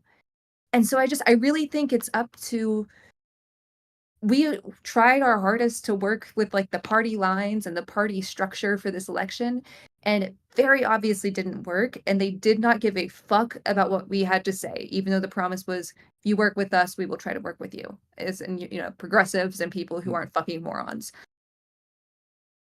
If more people in that campaign had been bold, if they had publicly disagreed, if they had said, this person is an idiot, don't listen to them, or posted something online, or someone on the fucking Harris team tweeted shit that wasn't officially approved, that could have changed things. And if you're watching right now and you're like, well, what can I do? If you want to do something, do it. If your or your loved ones' lives aren't in immediate danger, you probably won't suffer consequences for them for just basic social interactions. Yeah. And, laws that aren't just, look, laws, there are going to be a lot of shit that's passed. And just because you're following the law doesn't mean you're being moral. Not at all. Not at all. Yeah. There's the law established by a lot of old shitbags, and there's basic human morality. And I think if we all agree that, or at least we agree to an extent, that our moral and ethical principles should involve a commitment to egalitarianism across the board, like that's the shit that matters. And I think especially speaking to people like me, cishet white dudes, especially that live in like blue places, my worst case scenario in many ways is making people uncomfortable, or making some people in my life who tolerate me not like me anymore. Who gives a fuck at a certain point, guys? And I think that like we sometimes don't say stuff because we just want to like get along. And I think another thing we do sometimes is convince ourselves that we are going too far, being crazy, being too extreme. When like, no, guys, like it's a sort of silly version of see something, say something. If you, as an intelligent, empathetic, curious human being, look at what's going on politically and know that it's sus and know that it's fucked, you can just say it and you don't have to play this game of like, and I have fucking done this so much in my life, and I have friends who have worked very closely with various politicians and parties, mostly the one that starts with a D. And it's easy to be like, well, like, I guess we see it differently, this, but like at a certain point, even shifting how we talk, what we talk about, and how we own our convictions, it's not the most important thing, but I do think it's important. And I think, you point this out with the sort of issue of decorum. Look at what people on the other side say and do. They say and do whatever the fuck they want. They can be as racist and transphobic, and sort of Islamophobic and violent and all this shit as much as they want. And there's no consequences. No consequences at all. So what do we gain? Like you said, by the like, oh, they go low, we go high. We haven't gained anything from it. Just nothing. And like, if you look at the history of, more progressive, egalitarian, vaguely leftist political movements, cool shit normally doesn't happen through like, well, I got coffee with the fascist and realized we actually see eye to eye on a lot of stuff. It just doesn't work. And it's nice in a Hallmark movie, but we don't live in the Hallmark movie.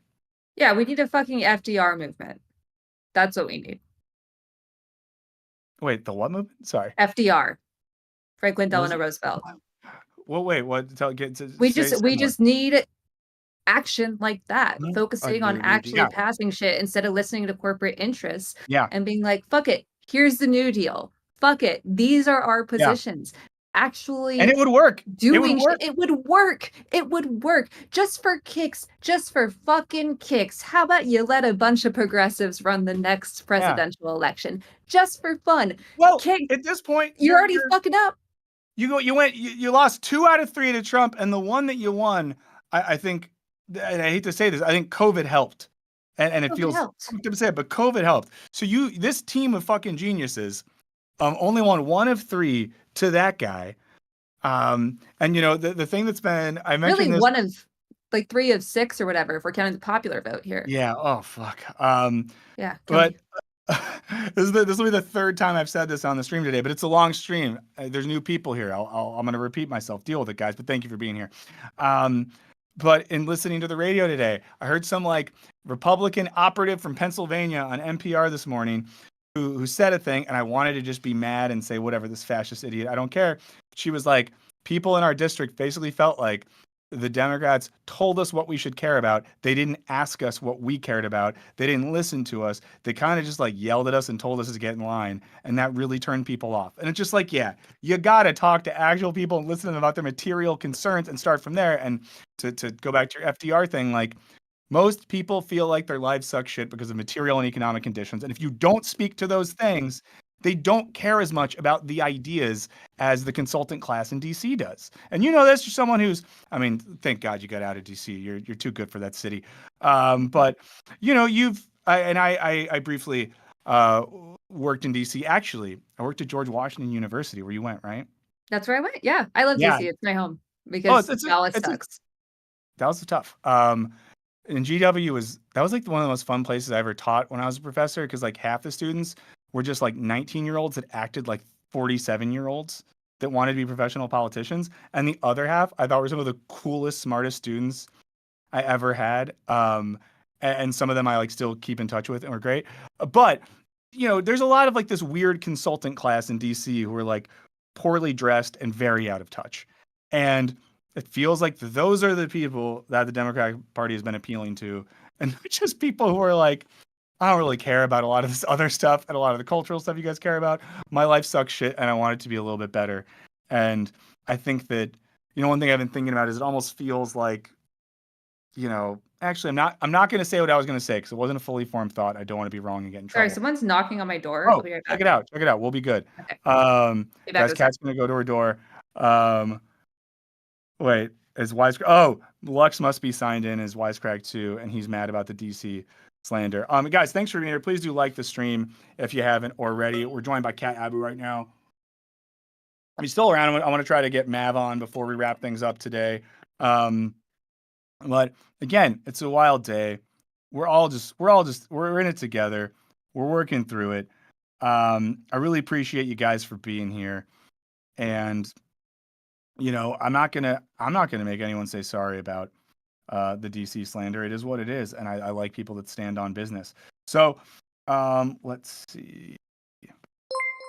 Cool. Yeah, and thanks to everyone for all the super chats today. Weary Traveler says, if we gotten enough likes for Dome on a prior stream, Trump would have lost. Yeah, I mean, and I think too, it's hard. I was almost hoping, I'll say something really weird right now, guys. I was secretly hoping that, Harris would win so we could just like stop talking about politics as much on this show. I feel like it's alienated some people, although, there's a lot of you here right now, so it can't be too bad. So I'm also curious, like, what do you guys want from us as we go forward? Because now we're going to be entering this 4-year period where, like, it's going to be a thing. There's going to be a lot going on, and I almost feel like we need to talk about it more than we do. Oh, Kat's back. Are you okay? I'm back. Yeah, they're testing my fire alarm. That's a good thing. You want to know that you have those. Yeah, so if you hear that, that's what they're doing. It's not a secret sound from me.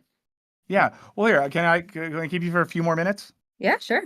All right, cool. No, and really appreciate your time. I know today's a big day with lots going on. I'm just vibing with my cat, man. She's so cute. She's a little loaf. That's a good way to be right now. Shouts to everyone who has pets, cute small children, mine. Nice plants, but especially yours. Although you did get some clap back in the chat about DC. Wait, but you said you like DC. Oh, they're mad at me. I love DC. They're mad at you. No one's Oh, mad at me. Everyone loves you know me. what? Come get me, guys. I'll tell you the exact address where I'm at. I don't even care. Um, I wonder if you have thoughts on this. Um, Probably. yeah, you have thoughts. Why would I even ask? It's less, do you have thoughts, and more, what are your thoughts?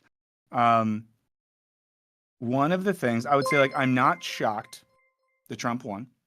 I'm Mhm. not shocked that Harris and the DNC more generally absolutely world historically fucking biffed it. Not shocked by Mhm. any of that. The one thing I am still kind of shocked about is this cadre that has emerged around Trump that's, the Elon Musk and the RFK and the Dana White of the UFC and the manosphere YouTubers and influencers and stuff like that. It's the one thing that I'm still trying to make sense of in my head and trying to understand how it happened and where that's going to go. Thoughts? Bad. Yeah. Bad. I Yeah. think the only way you could make it worse is like add Vince McMahon in there. Oh, yeah, yeah, yeah, yeah. Yeah. It's really Bad. wild and upsetting. And all I can think about, and again, today I'm trying to challenge myself to be a little mad and then think about it. But I think that I feel like it puts some onus on, I mean, in one sense, it does show the importance of like more online micro communities.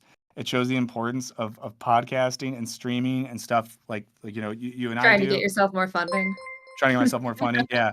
But I guess in a sense, for me at least, it forces me to take more seriously like the influence of these things, and more seriously as well how they affect young people. Because I think one thing is there's been these narratives again in my life as a voter, the past 2 decades of it.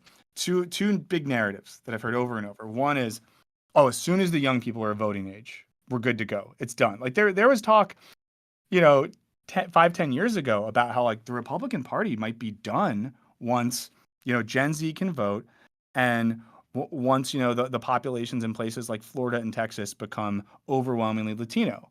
And this was like the conversation, like that was it. Like Texas is going to go blue, Florida's going to go blue, and all of the young people are going to be so wildly progressive. And the opposite has happened. And I think that's again, this is a Yes, narrative for we. me and for men, yeah. What do you say? At least for men. Yeah.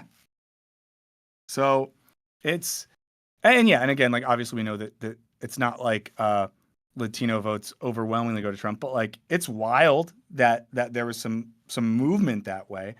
Um, but it's just another one of those things where like the narratives we have been sold largely by that party are proving themselves to be very false.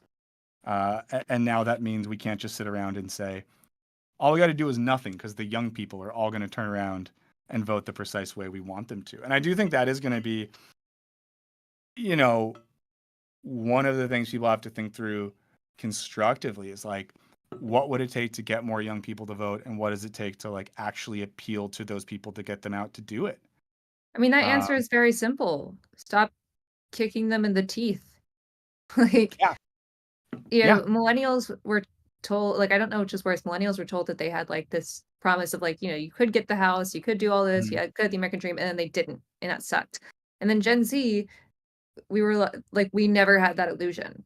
mhm, And like, I don't know which is worse, but either yeah, way, it's like you guys want the youth vote, but you don't listen to us. You say the college kids protesting, which historically have usually been on the right side, are the yeah, KKK. You don't provide any like, we can't get insurance. I don't have insurance because even with the pre-existing conditions shit with Obamacare, it doesn't apply to narcolepsy in many cases. And if it mhm, does, I had to pay a shit ton. Like, that's ridiculous. And so you have, yeah, when people are scared, they lash out, they latch on to authority figures who will tell them they, there's an easy fix and it's me. And that's just not true in any case. But this would be a lot better if instead of having a party composed of the Crypt Keeper multiplied by 10,000 and having so many policies directly demonize young people, what if you just said, hey, you are a part of this party, we are this big tent that you and every race except Palestinians, obviously, are welcome in, that would have been so much easier. Mhm. Yeah. But it's, then Nancy Pelosi would have to cede some type of power, and that's not okay. No, Nancy needs to be in charge. That's what Nancy wants, Nancy gets. Yeah, but I think like the college student thing, especially, like, I think something I'm really afraid about, and I'm nervous. I know some young people hang out and watch our show. I'm nervous for you college kids, because like they're gonna criminalize your right to protest, and they're gonna criminalize especially your right to stand up for Palestinian human beings. Do it And anyways. it's If nuts. you're You should fine with the absolutely do it. consequences, do it anyways. Yeah, I mean, I think if you're If you're ready to take that risk, do it anyways. yeah, I mean, if you're young, especially, and I'm not trying to be reckless here, guys. You know, your old friend Michael got arrested a couple times as a young man protesting. That's not the worst thing ever, to be honest. Like, you get mishandled a little bit. It's not the most fun time. But you can deal with it, and some of your forefathers have dealt with it. So I think, at a certain point, I don't know. I don't want to get fired for saying anything too extreme, but at a certain point, you got to fight back and resist, and you got to take some calculated risk when you do that. And everything we're seeing as well, there is, I mean, there's historical precedent for all of this, and it gets boring to talk about 1930s Germany at a point, but it's just like, how can we not look at the similarities there? We can talk about the 50s and 60s in America, but like we've seen this stuff and we know how stuff plays out, and we know where in the past people have made mistakes in sort of lobbying and resistance. So I don't know, time to at least I'll get in touch with history a little bit. Let me ask you this before I let you go. Yeah. Who? Well, then I have a question for you. So.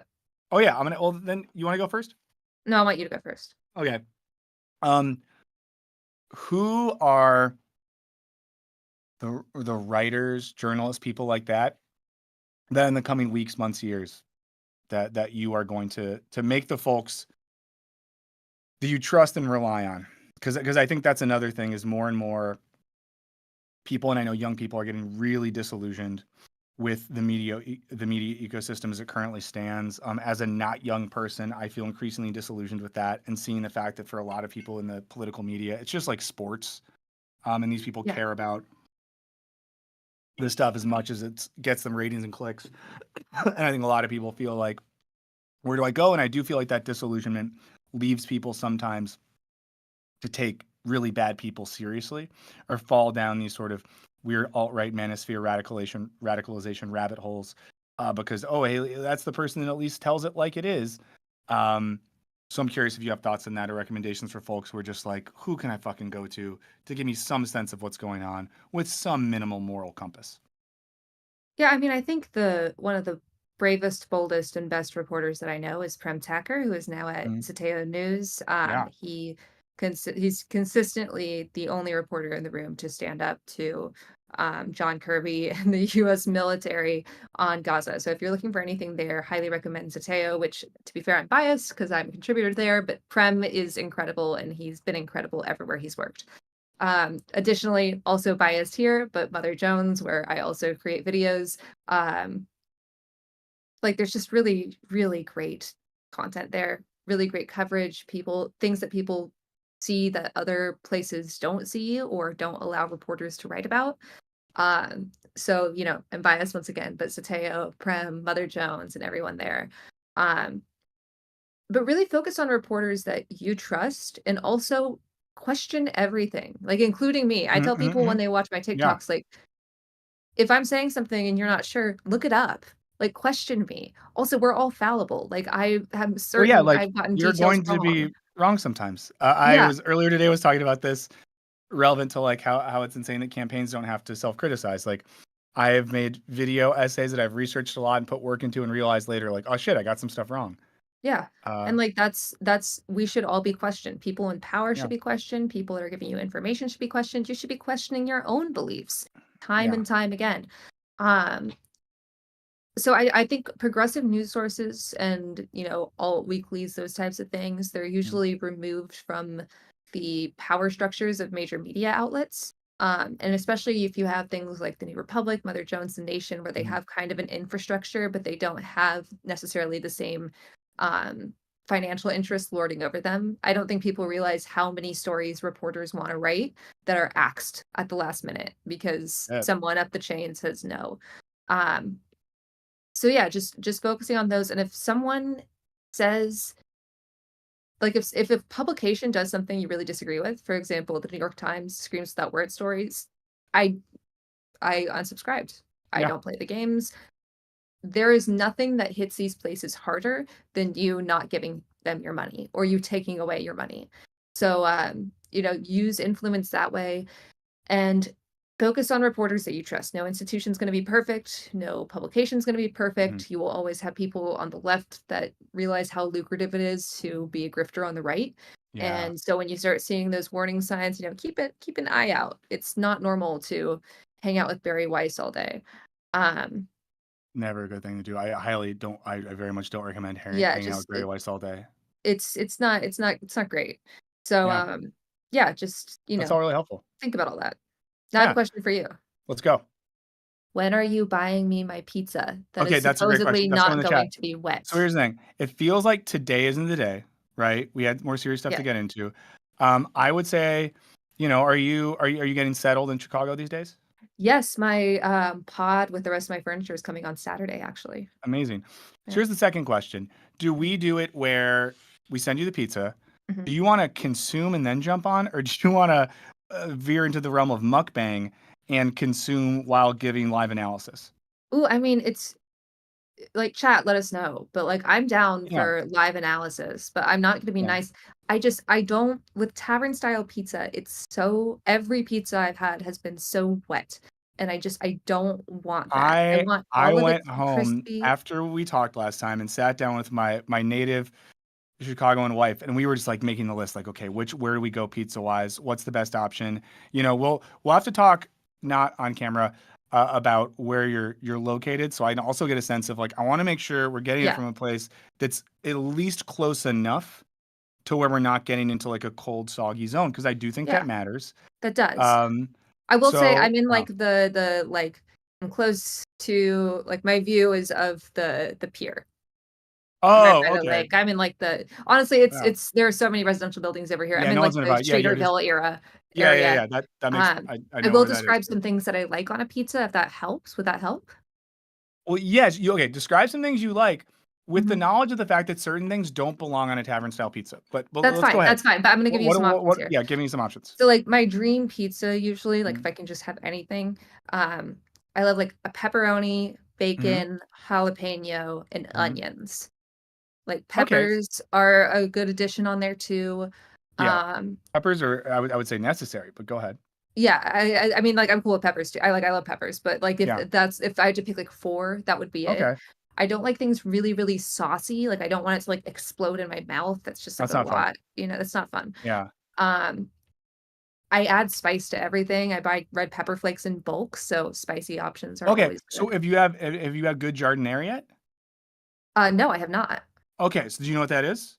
Like vaguely, but not really. Yeah, it's like a pickled pepper and vegetable, I guess like Italian condiment, but it's basically like a Chicago Italian thing. The I mean, better I've had it with is like bread, but like it's always been yeah, like and kind of it's what you cold. would get on like an Italian beef sandwich. Yeah. Like If you I've had go it to in like that context, but not on a pizza. yeah, yeah. So a good place will offer often a side of that, or even like because there is a chain in Chicago that I like a lot that I actually think does a good tavern style. Have you had Lou Malnati's? No.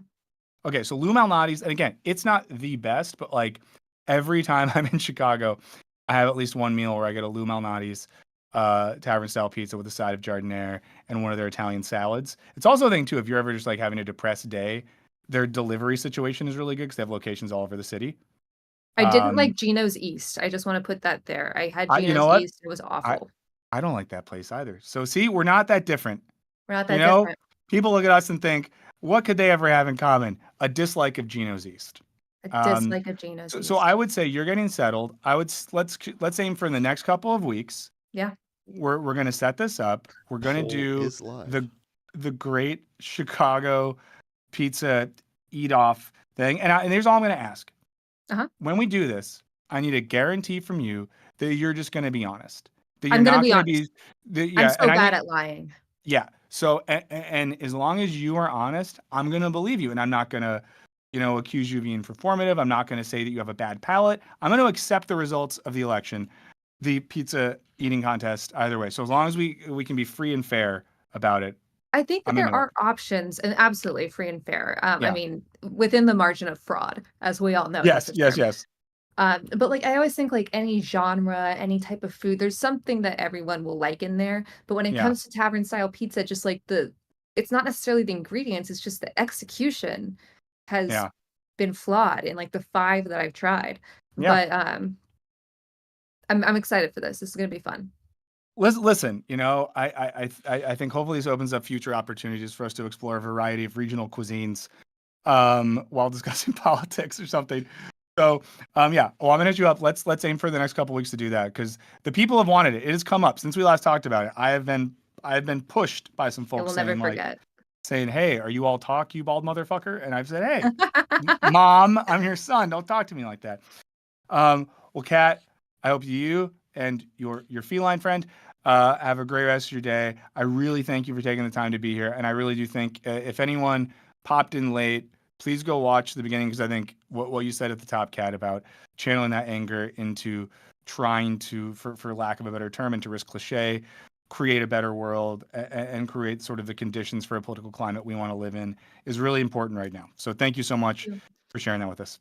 And thanks for having me. Oh, Really like your absolutely. stream. Very fun. Also gonna just put in there, go subscribe to my YouTube channel while you're on YouTube. Oh, Okay. yes. Bye. Sorry. Yeah. Subscribe to Kat's YouTube channel. Yeah. Okay. See you soon. Okay. Bye, guys. All right. Thank you so much to Kat for coming on. And here, let me just get a link to her channel now so I don't forget and We'll share keep that the with poll you going guys. through the rest of the show. Oh, what was the poll? Are we going to do a live pizza show? Oh, or yeah. Is it yeah. going to be a prior eaten analysis thing? Yeah. That's why I asked. I wanted to make sure Kat was comfortable with it because some people might not want to just eat pizza in front of a bunch of freaks on a thing. Okay. So I'm going to hit up, let's see. Chris Maverick? Yeah. Yeah. And I just want to say, I saw this in the chat, and I think this is a really fair point. When I was basically like, if you're a college kid, get arrested if you need to. I do want to acknowledge that there's some heavy white privilege on my end there. And I do think for people of color, you might be, and very rightfully so, people of color probably very much less likely want to be in a position where you're fucking with cops. So, white boys in college who look like how I used to look, use your white privilege for good. And if that means putting yourself in a little bit more of harm's way or being involved in a protest movement, do it. And no, Mav kind of said this separately on a chat with us, but I'll only speak for myself as a former college professor, but know that if you're on campus, more often than not, the professors are on your side. Mav, what's up? Yo, hold on a second. There we go. I had to awesome. find the button. Ooh, Hi. Your office. Oh, that's this a is nice little setup you got. Yeah, this is where I live when I'm at work. So here, amazing. Well, you guys, most of you in the chat. Oh, amazing! That's sick. I've got a Thor's hammer over there. I've got Sesame Street and the and stuff. The professor of the most fun stuff in the world. But for anyone who's new to the show, is Dr. Professor Christopher Maverick, PhD, host of the Vox podcast, professor of all the things that you didn't know that you could take classes about in college and become an academic in. Friend of the show, and you're here. So let me just give you the floor for a bit. We're all thinking through stuff. We're all trying to make sense of things. This is the Matlock show. All we're talking about is I've missed everything. That's what you've been doing for like the last 3 hours, right? Yeah. Comparing the old Matlock to the new Matlock. Yeah, take the floor for a bit. I've only seen the new Matlock ones. How are you feeling about Matlock? When you woke up this morning, in light of recent Matlock events, how have you made sense of it? The actual show Matlock is surprisingly good. Everything else that happened in the last 24 hours has sucked. Or I shouldn't say everything else. Here's my pleasantries, and I'm sure we'll talk about it because you know a little bit about it. I had a pleasant interaction with the police yesterday. So let's share more. That's shocking. But I, among other things, aside from the whole, I'm a professor gig, I'm a poll worker. I work at the when you go to vote and there's a bunch of old people, mostly older than me. I'm the young I person. was waiting I'm for that 50. qualification. Yeah, yeah. I'm 50, and I'm often the young person who's involved in these sorts of things. But I've been doing it since this is my 15th year. Whatever. I did it since Obama was elected. That was 2008, and so I started in 2009. Yeah. But I do that, and there are rules at polling places. Like you're not allowed to electioneer. Electioneering's a thing, and sometimes you have an election which might be really, really contentious, and so it's even more of a problem. So I actually went expecting there to be a problem with one individual who's often he votes in our area, which he's allowed to do. He has a right to do. And I thought, oh, this is going to be bad. But we'll see. It's someone who is racist to me pretty Oh, boy. frequently when I do this. It is a frequent problem. I'm not working. I'm not being judge of elections right now. So when I'm judge of elections, I'm impartial. The guy's a racist Trump supporter. He's a very racist, big MAGA person. And he usually comes in. He spouts conspiracy theories, a lot of QAnon bullshit, a lot of 2,000 mules and stuff. And I have to, while doing that, I usually have to be like, sir, we're not talking about that right now. You cannot electioneer. Please, have you completed voting? Then you can exit the polling place. And I have to politely kick him out. Well, yesterday he decided to set up camp and just spout his bullshit in front of my polling place, and we told him he had to leave. There's also the security guard who works at the school that I work at. She is also an African American individual. So everybody else we work with is white. And people came in, people who were voting came in, Republicans came in, and were like, yeah, it's kind of uncomfortable outside. So like when someone's spouting bullshit that you like, but you're still like, this is a bit much. That's bad. That's bad. That's bad. So we had people come in and say, yeah, this is kind of getting out of hand. Can you do something about this? So I went out and the guy who I'm not going to promote his name because I don't want to promote his business, but maybe I will later because if you're in Pittsburgh and you want to anti-promote his business, hit me up. We love anti-promotion in Pittsburgh. Yeah, but he's not old enough for the kind of racism he espouses. Again, I'm 50, and when you're clearly younger than me, when you're like 40 and you're using of the go back to Africa variety racism, boy. And it's like, I was born in Cleveland, dude. What are you talking about? Yeah. There's a bit of that becomes really uncomfortable. So he got to the point where he was like, well, I'm gonna, if you don't, he needed to have access to the polls and everything. Again, this is the stuff that Trump said you could appoint yourself a poll watcher. You can't. That's not how that works. There's training. There's a lot of lessons that you have to go in order to become a poll watcher, and then you have to register yourself with the judge of elections for the district that you are going to go watch in. You know who the judge of elections in my district is? Me. It's me. I'm in charge.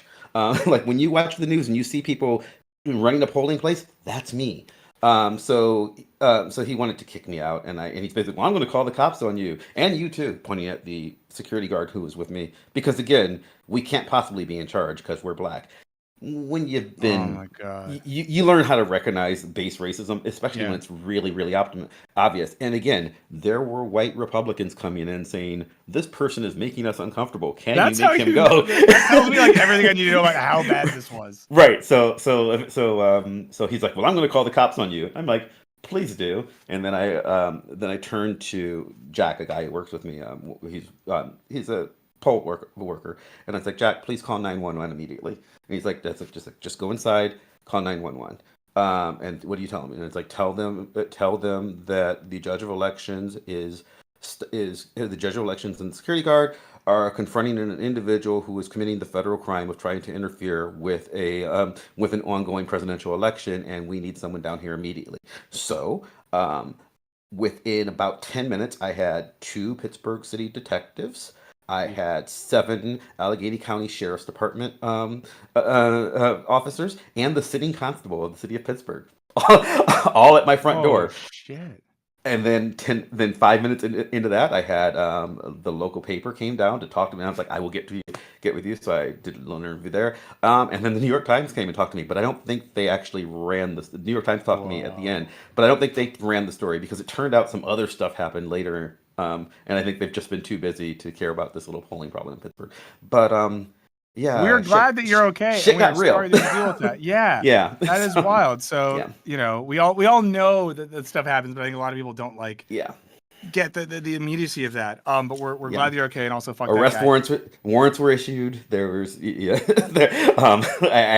got to like talk and it's like have somebody do it's like I'm talking to the county people, the people who for that day are my boss. Well, we will draw up immediately. We need to get a court order, that's a restraining order. There a whole bunch of shit goes down. So I guess yay police, which is not a thing that I normally say, but this situation. Who had that on their bingo card today, guys? Who had that on their bingo card for the show?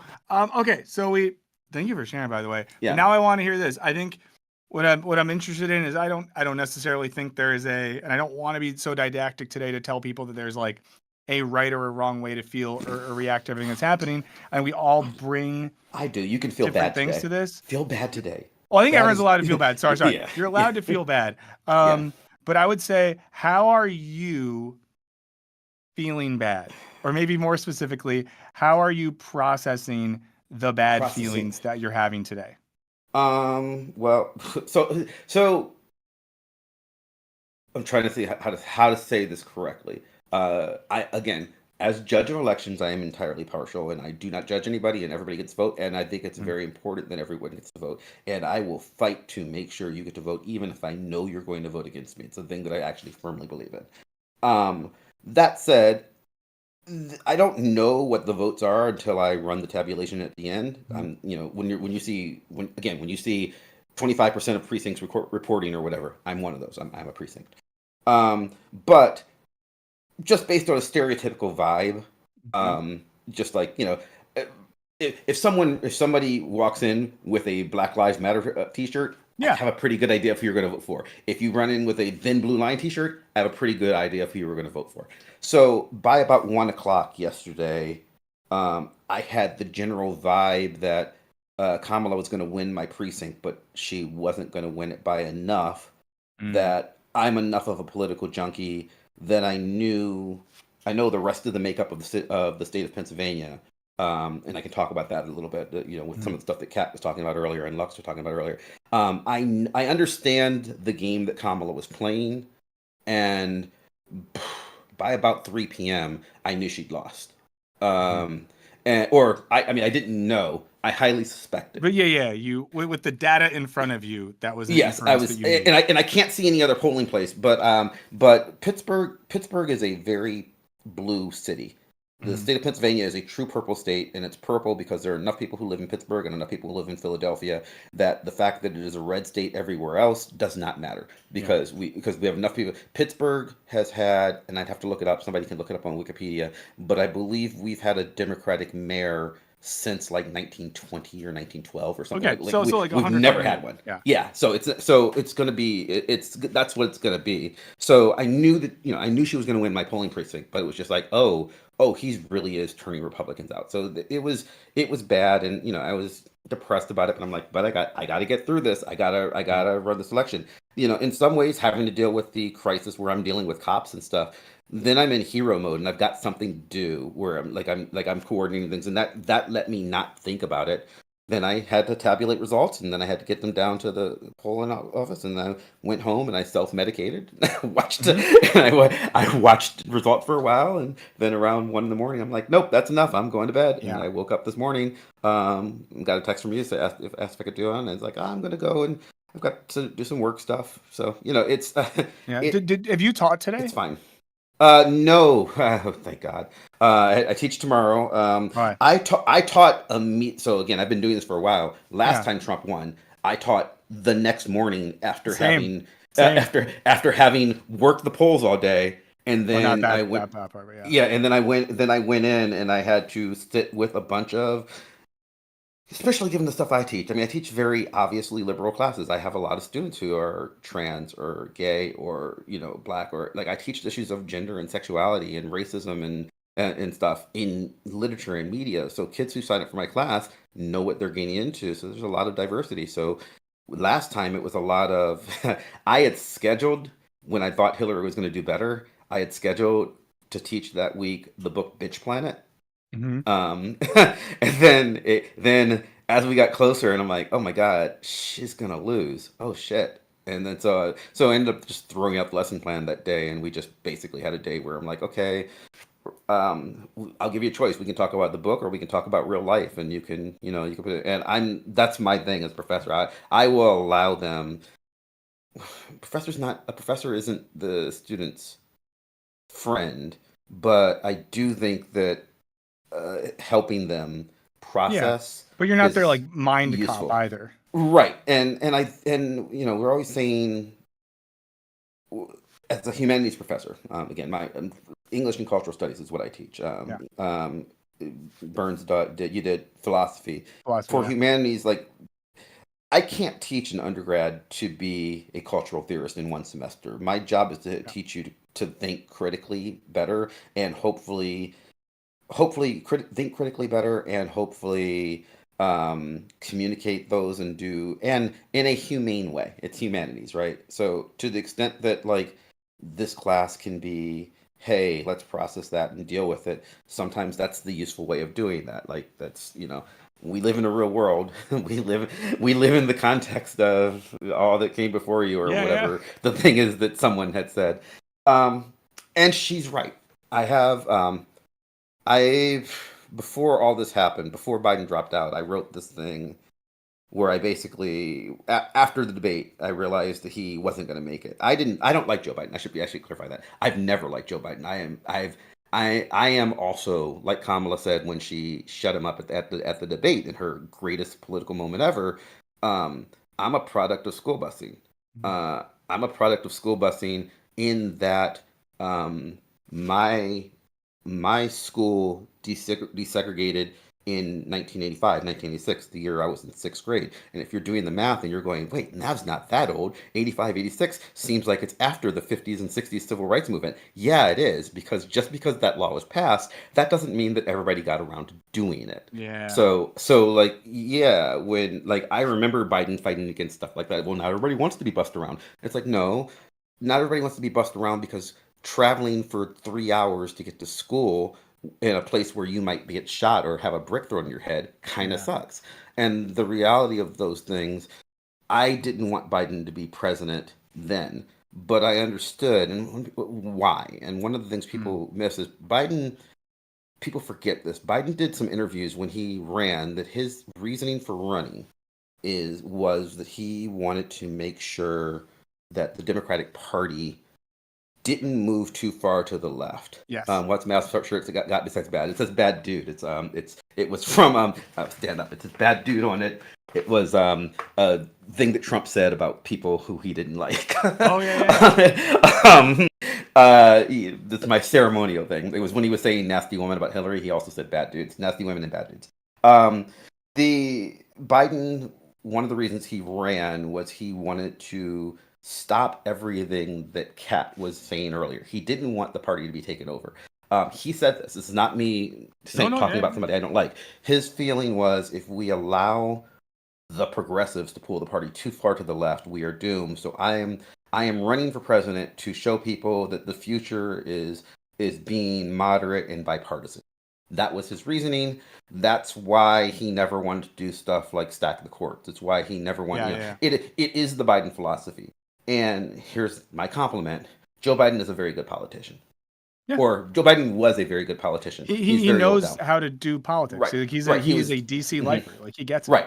The fact that I disagree with him ideologically does not make him bad at that job. He is very good at that job. And what he did with that job was he created a world where the Democrats, not by himself, I shouldn't say, it's not like he's the mastermind, because Nancy Pelosi is as much this, but the world where you're saying, oh, America's left is center everywhere else. America's left isn't center everywhere else, but America's left is center many other places. There's some places where which are much more repressive than us. That's very true. Yeah, but like America is a centrist neoliberal country, and Biden wants that. And I don't think I don't think he'd disagree with me if I said that to his face. No, I don't think you would at all. I'm And gonna be rude Go for ahead. 1 second. This Sure. is the worst thing I've done all day. Right now, what I'm about to do is gonna be horrible. I'm about to piss my pants. So what I'm gonna do is Henry's gonna tap in for a second in the chat. Feel free to predict how long it's gonna take me. Oh, we're gonna remind time you.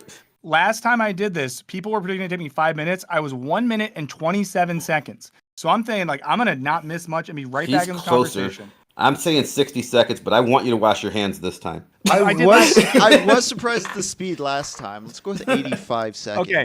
Henry, are you good to tap in for me? Yeah, I'm here. I'm at the ready. Mav's right there. I'm sure we can have Okay. a conversation of some kind. Yeah. Yeah, I bet I'll be able to tap back in. I'm a quick guy. Okay, 3, 2, 1. Yeah, Henry was on my show this week's episode. We talked about this stuff. Yeah. I guess we get to see where the Trump train continues. Yeah. I do have questions on how you're feeling about the general, what appears to be the downward trend in voter turnout across the board. I know Lux was talking earlier about Trump being down, Kamala being down 15 million. I think Trump was down like 3 or 4 She's going to do better than that. million. She's going to do better than that. Okay, yeah. And so is he. So here's where it's weird. So I've been final numbers aren't in. I can tell you, anecdotally, I can tell you that in my tiny little precinct, and precincts are what they are. Precincts aren't big. My precinct has 600 people in it, 585, 86, something like that. Roughly 600 people. On an average election that has an average national election that's not for a president, we'll have 100 voters. If it's for a president, we'll have 150 voters, maybe 200 if it's an extreme one, right? That's a good day. And when I was talking about nobody in America votes, yeah, it's really low. In my precinct that has 600 people, including mail-in ballots, this week we had 400 votes. They both did much better. They both did better than they did during. Now the last time was during COVID, to be fair, but they did better than Trump and Hillary did combined. They did on par together. They did around what turnout wise they did around what Obama would do during his nominations. Now it went the other way, but if you're talking sheer numbers, that's where they were. Yeah, it's interesting to me too, because I feel the polls were quite large when I did go, even during election time. Like it's the most concerned I think people had ever been about wait times.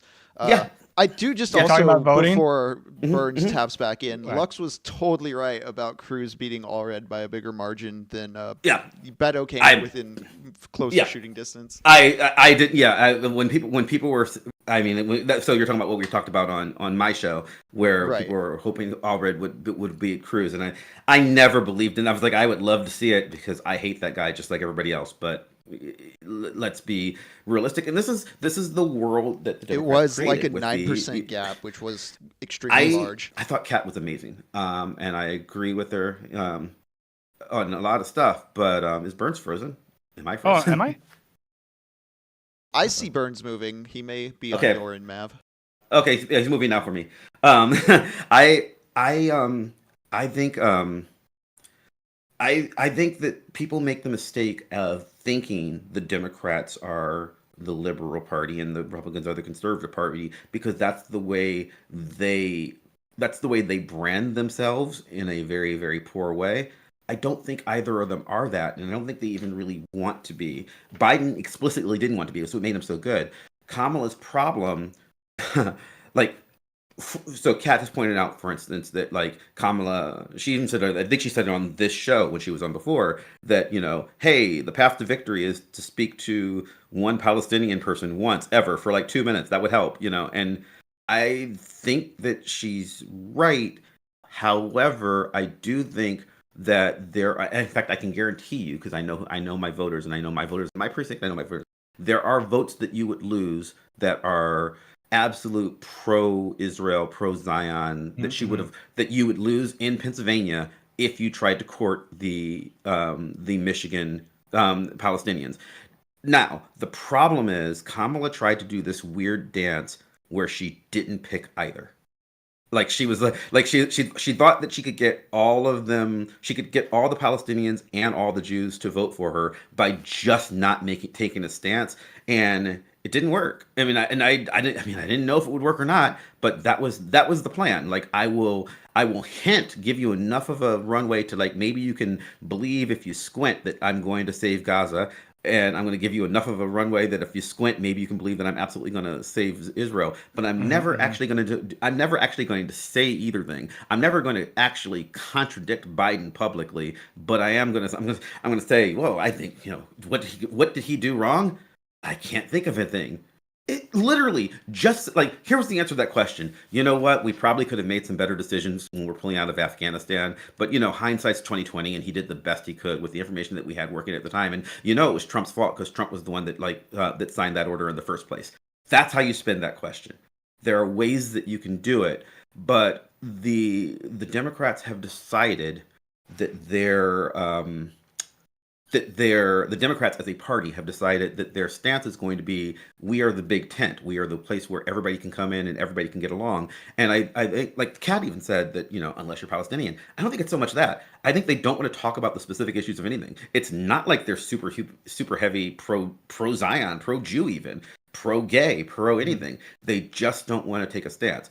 Trump doesn't believe in anything. If Trump thought that he could make more money tomorrow by wearing a Black Lives T-shirt, Black Lives Matter T-shirt, he would do it in a heartbeat. If he literally thought that there was money in it, he has no convictions. And the reason Trump does what he does, like Trump doesn't care about transgender people. Trump was hanging out with Caitlyn Jenner like literally 8 years ago. And then he turned on them because he realized he could gain more power by doing so. So you have to be willing to throw someone under the bus. And she doesn't want to throw anybody under the bus. The Democrats don't want to throw anybody under the bus. And so what they did was they took this weird half measure where they were, I think Lux said earlier, if you walk down the middle of the road, you only get hit by both cars on both sides or whatever. Yeah. That's what they did. They basically they stood for nothing and so fell for everything. Yeah. And no one was excited about it. Like it doesn't produce a certain type of polarization produces enthusiasm or produces a reaction that people talk about. And I almost no one I talk to, and unlike what you guys probably think, I only hang out with radical leftist Marxist super soldiers, woke liberal trans commies, but I have a lot of friends who are like family members who are like very centrist, kind of boringly liberal, and almost no one was excited about Kamala Harris. Now I know people who were excited about the idea of a Black woman being president. Absolutely. They were excited about what that would mean symbolically, what that would mean for the future, but they weren't excited about her and that election and those policies because, by the time of the election, they maybe had a few policies out that were clearly articulable and were out there. So you just can't, it's just so, and I think Biden already used the card of, I'm not Trump, we got to defeat Trump. There was one time you could use that card, and then Harris tried to use the same card. You can't do that twice. Well, she was worse. So I think you could have.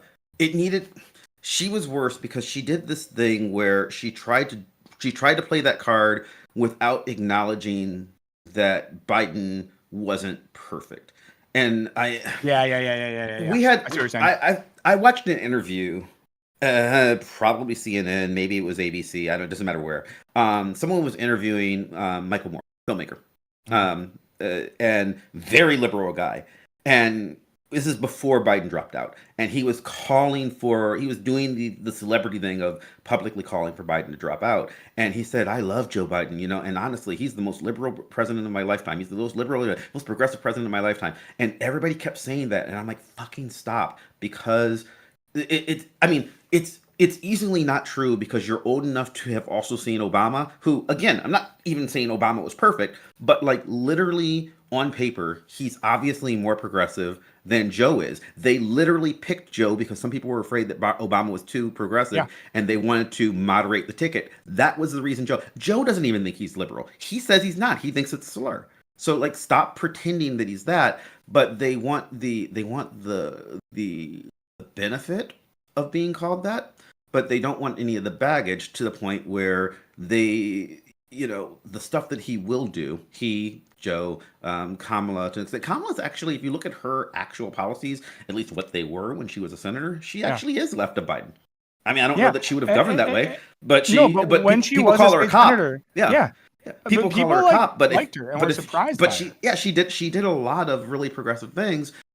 She was also in the safest Senate seat in the in the country because she was in California, so great. But but she was relatively left leaning for an American, and she just you can play towards the center, but that can't be your own policy, your entire government, because at the end of the day,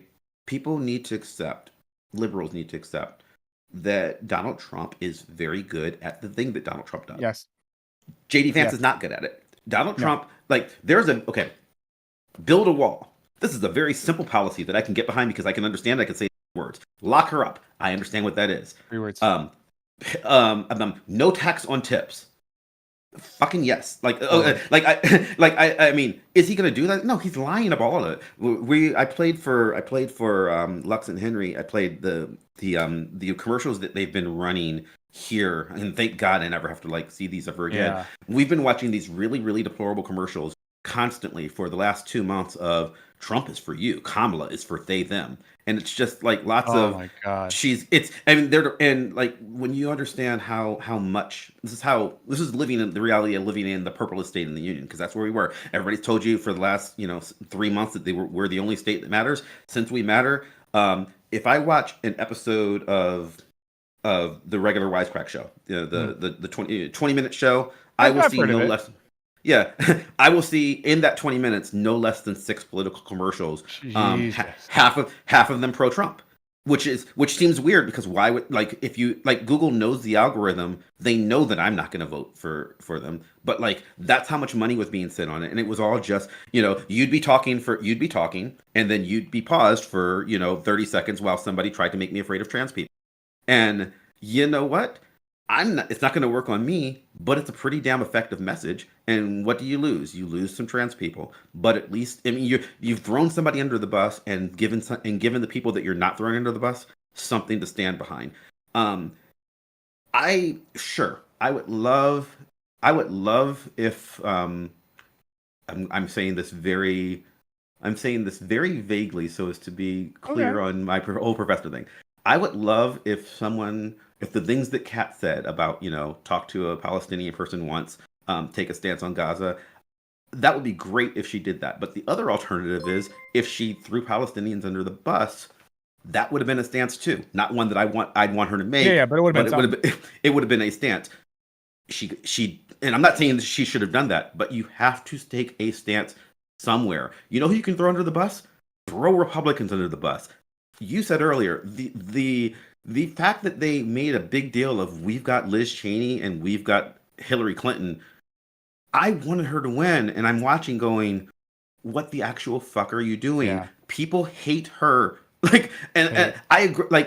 I agree with Liz Cheney on exactly one thing, which is, hey, maybe it's a good idea to impeach Donald Trump. Yeah. But you know who else agrees with that? Fucking everybody in your coalition. So you're not adding anything because they seem to be under this belief, the Joe Biden belief, that you can compromise and you can taking people from the middle, from the undecided middle, that's fine. You can do that by saying, hey, no tax on tips, which both Trump and Kamala said, that's a good ploy. Trying to say, hey, we're going to finish the border wall, that's not useful because you know who else is going to finish the border wall? Donald Trump. You don't need to when you're trying to yes, Trump should not have spiked the border deal, that the bipartisan border deal, but he did that because he wanted to pass it himself. It wasn't no one who was compromising to get that bipartisan bill was ever going to come over to Kamala's side. Yes, she got Liz Cheney, she got Adam Kinzinger. They're not in Congress anymore. He ran them out. They lost. I actually like Adam Kinzinger. I don't agree with him on anything, but actually, if I listen to him talk, I think he is a well-spoken, conservative thinker who I feel like if I were a politician, and I'm never going to be, I I think I'm very good at being the professor that people talk to, and they go, "Oh, wow, that guy's kind of chill." I like if you actually look at like my policies, where I'm like, legalize all drugs, legalize prostitution, legalize polyamory, legalize like no law, anarchy. No one's ever going to vote for me. I'm bad at that, but I'm good at being a kooky professor, and I think I have a role, and I think I could have a conversation with Adam Kinzinger that could get places where we would come to some kinds of interesting talks, because he's not Charlie Kirk. Yeah. He's not Jordan Peterson. He's not just some yelling talking head. He's not Donald Trump. But the people who and neither is Liz Cheney. But they don't work there anymore because they were gotten rid of, because given the choice, and they had a choice. Like Liz Cheney came up for re-election, and they said, would you rather have her, or would you rather have literally anybody that Donald Trump points to? And they say, pointing, you say, and they picked a replacement because that's all it took, because Trump is appealing, because he's a very good. Somebody once said to me, well, winning the presidency isn't a popularity contest. Yes, it is. It's exactly a popularity contest. It's a popularity contest with very weird, like, not rather than just a straight vote. It's like some weird reality show. And you know who's good at weird reality shows? Yep. Donald Trump. So that was my no. on And it. I think that's exactly it. And I think, like, yeah, the rules. I was saying this last night. Like, yeah, we live in a world that's ruled by reality logic and social media logic and all sort of shit. And Trump played it. Here's what I want to ask you before I let you go. And this is a totally different thing, but people are going to be looking for stuff in the coming days to like take their mind off reality a little bit. Yeah. You're someone who watches stuff, all media. Like, yeah. So like what is give people something or a couple options of something they could watch or read that you just think would be a nice way to spend some time when people want to turn the news off and turn YouTube off and do something else. Yeah. Okay. So for the Wisecrack audience, because if you've been off the train for a while of MCU stuff, Agatha All Along was fucking delightful. Loved it. Yeah. Loved every second of it. A show that I did not want, a show that I thought was going to be stupid, reminded me of the way I felt about what is it called? The Rogue One spinoff. Andor. Yes. Yeah. I loved that. So like things like, so if you're looking for some big money media and you're like, hey, those Disney chaps, they could use some money in their pockets. Sure, throw them a bone. I really love that show. I've been watching just if you want dumb, absolutely dumb stuff. I think you and I have talked about this before. I love The Circle. The Circle is such a great show. I love it so much. The Circle is such a stupid show. Guys, the great time to become Circle heads. Yeah, it's literally like it is the time where if you live in a locale which would allow you to take herbal remedies that might weed's legal enough places. If you live in a place that like has legal weed, for instance, you can do worse than to just finish your work for the day and then just sit down and enjoy some Circle. There's like 8 seasons of the American show. It is so dumb and yet so perfect. And it's dumb in a way that not like my wife likes the Love is Blind show, which I can only watch for so long. I'm not Circle's way better. Circle is like everyone is just trying, even the villains. You get to see the humanity of people are just trying to play this game, and it's a game that is, how can I win at social media, but just in an isolated, very dumb little space. That's good. There's a show called Traitors, which is a reality show. Oh, that one's fun. That one's really fun. Yeah. Only Murders in the Building. Love another one that I think is way better than people might even acknowledge. Mm-hmm. Yeah, and this year's season, which just ended, I want to say 2 or 3 weeks ago, very good. So there's stuff out there. Stuff to watch, guys. That's a really good list too. That's a really good list. And just as always, guys, follow and listen to Vox Popcast. Follow Vox Popcast on Twitter. Follow Chris on Twitter. I tagged them both just a second ago, so you can find them if you're already. And come back soon. Let's talk more. Yeah. I'm usually hard, easy to find. But yes, please, Yeah. please listen to my podcast. We lost a bunch of listeners like suddenly. Oh. I don't know why. Bullshit. Like a few weeks ago. So please, there's like 2,000 people in the chat room still. Everybody go subscribe to me on iTunes. Yeah, I don't and care Henry if- and I Lux don't- were on recently. Yeah.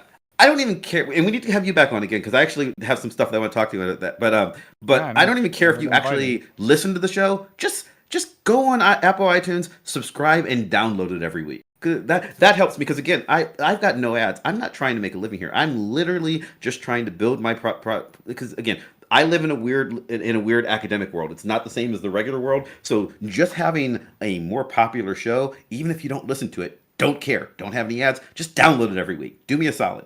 Just put it in your favorites. I appreciate it. That would be great. Amazing. So everyone, please do that now. Also watch it That's because your it's action good. point. Listen, it's good. It's a good show. I do enjoy it. You've been on it. Lux and Henry were on this last week. Fun time. Next week's show is already recorded. This is good. My next 2 weeks of shows are already recorded, so I know what they are, and we're not going to mention. We're not going to talk about the election because we don't know what's going to. We'll make a joke on them where he's like, "Oh, we're not ready to talk about that thing that happened 2 weeks ago that we can't because we didn't know." But next week's show we are talking about. Movies that have spooky kids in them. Oh, that Your sounds- Shinings, things like that. And then the week after that, we are interviewing a woman who, if you're familiar with the web series Text from Superheroes, it's a web comic book series, comic strip, where you see like Spider-Man and Tony Stark having a text message conversation. The woman who wrote that wrote a book, and we interview her. It's a book about the logistics of what would it be like to have sex with various superheroes, and like she like literally did the science. So they said I got a pre-press copy of it, and it's kind of hilarious. But it's like hey, if you were to have sex with the Hulk, what would that be like? And she does the thought experiment, and then she does. What about if you had sex with Mr. Fantastic? Well, obviously super stretchy, not the obvious things. And it's like, what would that be like? And we talked to her for an hour, and that will be in 2 weeks. So there you go. You can listen to our show everyone and hear check dumb that conversation. out. Great. Well, Chris, we'll talk to you again soon. Thank you so much for being here. Bye, everybody. We're gonna start winding down, or I'm gonna get in trouble with producer Olivia. We'll catch you soon. Everyone, that's Dr. Christopher Maverick, PhD. Please follow Vox Podcast. Please like the stream if you haven't already.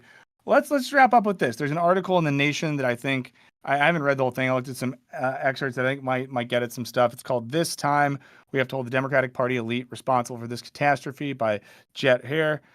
Let's read a little bit of this together as we wrap this up. And then there's an email I want to look at. As always, wisecracklive666@gmail.com. That's wisecracklive666@gmail.com.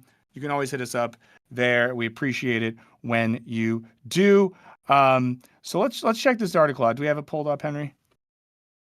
Great. It says, the presidential election wasn't called until early Wednesday morning. By midnight, overwhelming evidence the Democrats were heading for a catastrophe on par with 2016.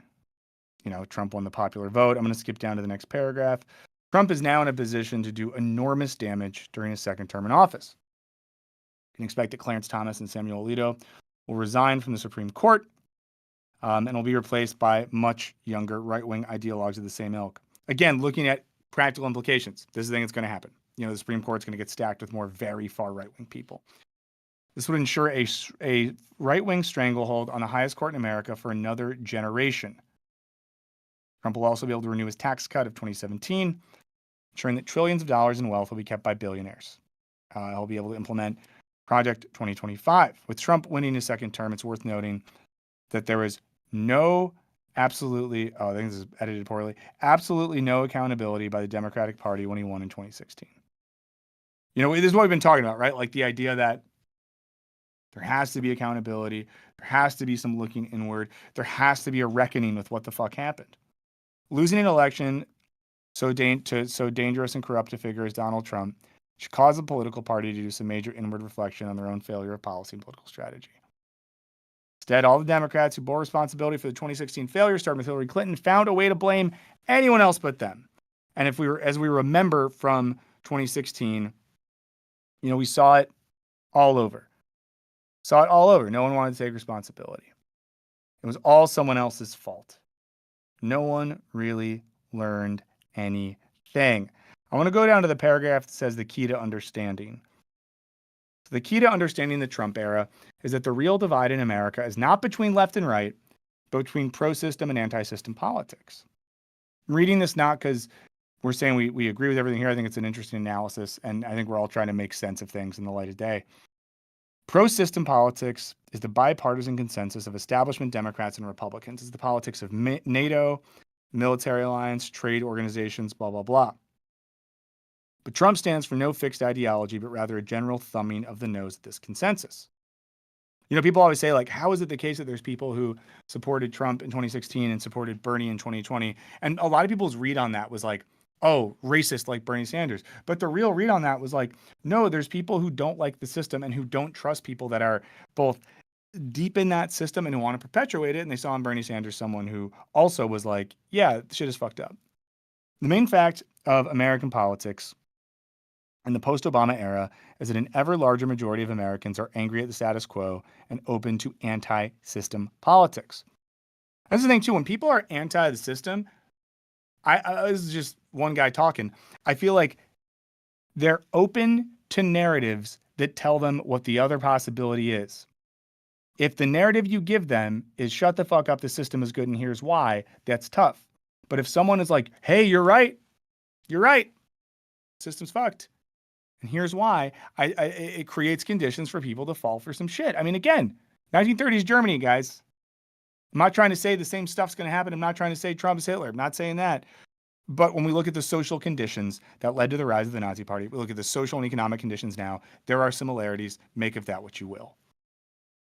So yeah, by 2020, he suffered the liability of being the status quo as COVID was ravaging the world. By 2024, he was able to return again as the voice of change, bolstered by the fond memories many Americans have of the economy under his presidency. And that's an interesting point, right? It makes sense that if you're the candidate who's anti-system, you kind of have to not be the president to win. This is the first time we've had like a lame duck president in forever or in a while. I don't know, dumb stoner moment, but I'm like, yeah, that makes sense. Of course he could only win when he's not the guy who's in power. On October 15th, this writer published a column arguing that Kamala Harris was replicating mistakes of Hillary Clinton. Not going to read the whole thing. You can check out this article. Actually, maybe we'll look at it. So he says, let's see. Yeah. So this is Chuck Schumer from 2016. For every blue-collar Democrat we lose in Western Pennsylvania, we'll pick up 2 moderate Republicans in the suburbs in Philadelphia. And you could repeat that in Ohio, Illinois, Wisconsin. Doesn't work. It says one big reason Clinton lost in 2016 was that she neglected the working class base of the party at the expense of trying to win converts from never Trump Republicans. Yeah, the exact same thing happened. The writer, her says, went on to argue that Harris could still make a course correction and recommit herself to economic populism. It's true that there was some effort along this line, especially in the ads her campaign ran on local media in swing states, and that they made, walls do. But in the end, this wasn't enough to a self-destructive degree. Harris tied herself to the policies of Joe Biden, an unpopular incumbent. This gave Trump an easy pathway to again be the voice of dissatisfaction and change. I think this is true. Like, you can't be, if you're Harris, you can't be like, we're going to change stuff when you're basically saying, I've been a part of this thing for the past 4 years and we're going to keep doing the thing. It just doesn't work that way. It doesn't make sense that way. Democrats will need to radically reform themselves if they want to ever defeat the radical right. They have to realize that non-college educated voters who make up 2/3 of the electorate need to be won over. They need to realize that for anti-system Americans, a promised return to bipartisan comedy is just ancien regime restoration. They need to become the party that aspires to be more than caretakers of a broken system, but rather willing to embrace radical policies to change the status quo. It's the only path for the party to rebuild itself and for Trumpism, without which such effective opposition is likely to long outlive its standard bearer to actually be defeated. And that kind of goes in line with some of what Kat says when she joined us today. I hope we're doing okay. We've been here for a while now. Henry, how are you feeling? Check in from the start of the stream to now. How you feeling? I picked up smoking yesterday again after a moment, so I'm feeling a little better in that sense. I upped my DSA dues, and I'm just kind of, looking for what to do next as far as pragmatic, positive mobilization goes. I know I've been a Yeah. bad participant in like local general assemblies and stuff, but Yeah. I'm Well, hoping to be a bit out of under a debt mountain these upcoming months and freeing up my time so I can dedicate it into more productive forward means. we love that. Although, let yourself be a smoker for a little bit to deal with the anxiety, but then stop because we want you to live forever. Shouts to Adam Bear in the chat. He says, I remember viewing your class when Trump won the first time. This is a strange flashback. Adam, great dude. Was a philosophy major, the last place I taught at. Amazing guy. Wears a buzzed head like a fucking champion too, which is great. Yeah, guys, I hope that we've had some fun today and hope that we found some space to be together and work through this. I mean, some of my takeaways from today, I thought that what Kat said was important. You know, I'm someone who can get defeatist and kind of just feel like either feel like fuck it, let it all burn, or feel like fuck it, I'm just going to turn my back to the world and hang out with my family and listen to the Grateful Dead or whatever. So I found what Kat said interesting and important, and that's why I like to talk to people that are younger because they often have more of that enthusiasm and energy. Lux brought a lot to the show. Matt brought a lot to the show. Henry always brings a lot to the show. You always bring a ton to the show, all of you. And, you know, I just want to thank everyone for being here. It's been good to hang out with you. And maybe selfishly, like this has been good for me personally. Yeah, I think just hearing others talking and expressing reaffirms that I'm not insane. Yeah. There So I want literally were liberals calling me a Nazi for just Jesus, being critical of Biden during the Biden administration. So this is not good, I guys. don't like the "I told you so" aspect of it. Like it's It's just legitimately not bad out useful. there for so many people, and yeah, it's not useful. But I mean, I don't know. I just hope those types of Democrats wake up to what needs to be done. Yeah. And here I'm gonna end with an email. And this is someone who asked to stay anonymous, and they said, I'm not doing great, like many people today. My mind is telling me I should rage, riot, and scream my lungs out, but my body just doesn't have the energy anymore. It feels like I've spent past decades stuck in the same damn pit, and anytime I think I see daylight, someone kicks me back down. I need something, anything, keep me fighting instead of just rolling over. Um, you know, that sucks. It sucks that you're feeling that way. I very much imagine you're not alone. Um, I think a lot of us are feeling like, what the like again? You know, like we got to do this again. We have to live in this world that tells us people that we love and care about don't matter and aren't valid. We got to live in this world that treats human beings like shit, that doesn't value life, that seeks to serve the powerful. I don't think this makes it necessarily better, but like a lot of recent and overall world history has been like that. And the assholes have been in charge for most of history. And if we all get so depressed that we kind of just fuck off, then like they're just gonna run away with the thing, you Yeah. know? And it's important to remember that even when we feel like utter shit. I want to bring up because I posted that I would hold you accountable to this. You have to do very didactic, folksy protest songs now. I do. You have to. I have decided that. So I'm gonna process some of my rage writing didactic folk songs. So I'll in the coming weeks I'll perform a didactic folk song on the stream right here. He said it here.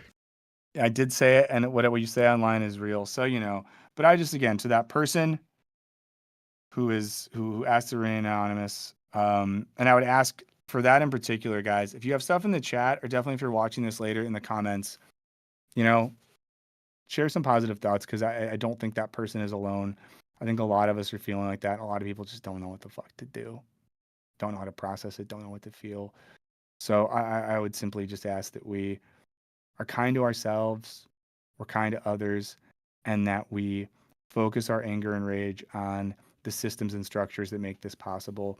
And that where there is an ability to be of service to marginalized and vulnerable people in our communities, I want us to all do that. And at a bare minimum, Yes. is what we talked about with Kat.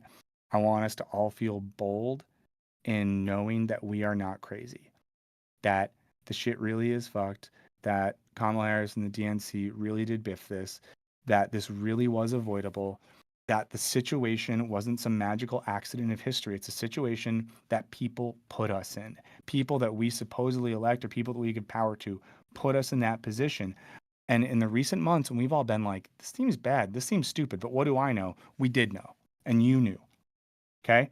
And going forward, what they hope will happen, the Democratic establishment, they are really hoping that we forget about this, and in 2 years and 4 years, we fall in line, because we always do. And why will we fall in line? Well, what's the alternative? What else do I do? So just know that, like, it is up to us to clearly articulate what happened. It's up to us to, like, clearly articulate and own that we get that that's what happened, and to do whatever we can to push for something different. And I know that that's easier said than done, and we have a lot of time to figure it out. Maybe right now the best thing to do is take a break, take a day off if you can, responsibly abuse whatever substance makes you feel a little bit better.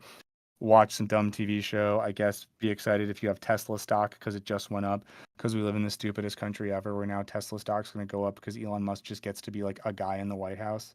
But, we're with you. We're going to be here with you.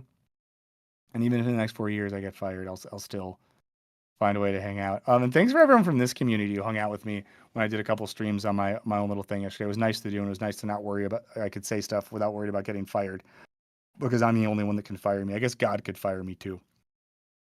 Someone said, look up the Irish Trouble. All right. But thanks to everyone in the chat. Thanks to everyone who helped us mod today. I really appreciate y'all. And guys, give some love to Henry, because Henry is going to be working on a film for the next few weeks. So I'm going to do some stuff solo. Lux is going to be around. Show Me the Meaning is going to move back in time a little bit and be more of a late night party. My personal channel, I posted it before, but I'll post it again before we go. It's pretty easy to find, because it is just, actually, let me see if I pull up, will it do it if I do this? Gonna give a quick shout out to a really Yeah, do fun it. video game I played yesterday, Crow Country. It's like an old school horror game, very much modeled after like an original Resident Evil or Dreamcast game. You can play through it in one sitting. It's short, it's digestible, but it goes real deep on complexity and gameplay. It's just overall fun.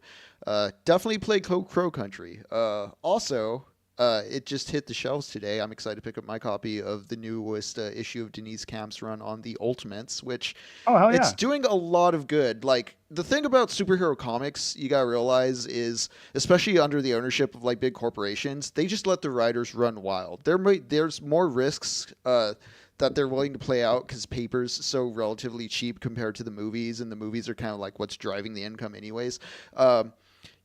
Ultimates and Iron Man right now are doing some pretty fun stuff that I think gets, political and touches on things. And I know consumption isn't praxis, but I don't know. It provides a fun escapist narrative without being totally detached from reality, if that makes sense to anyone out there.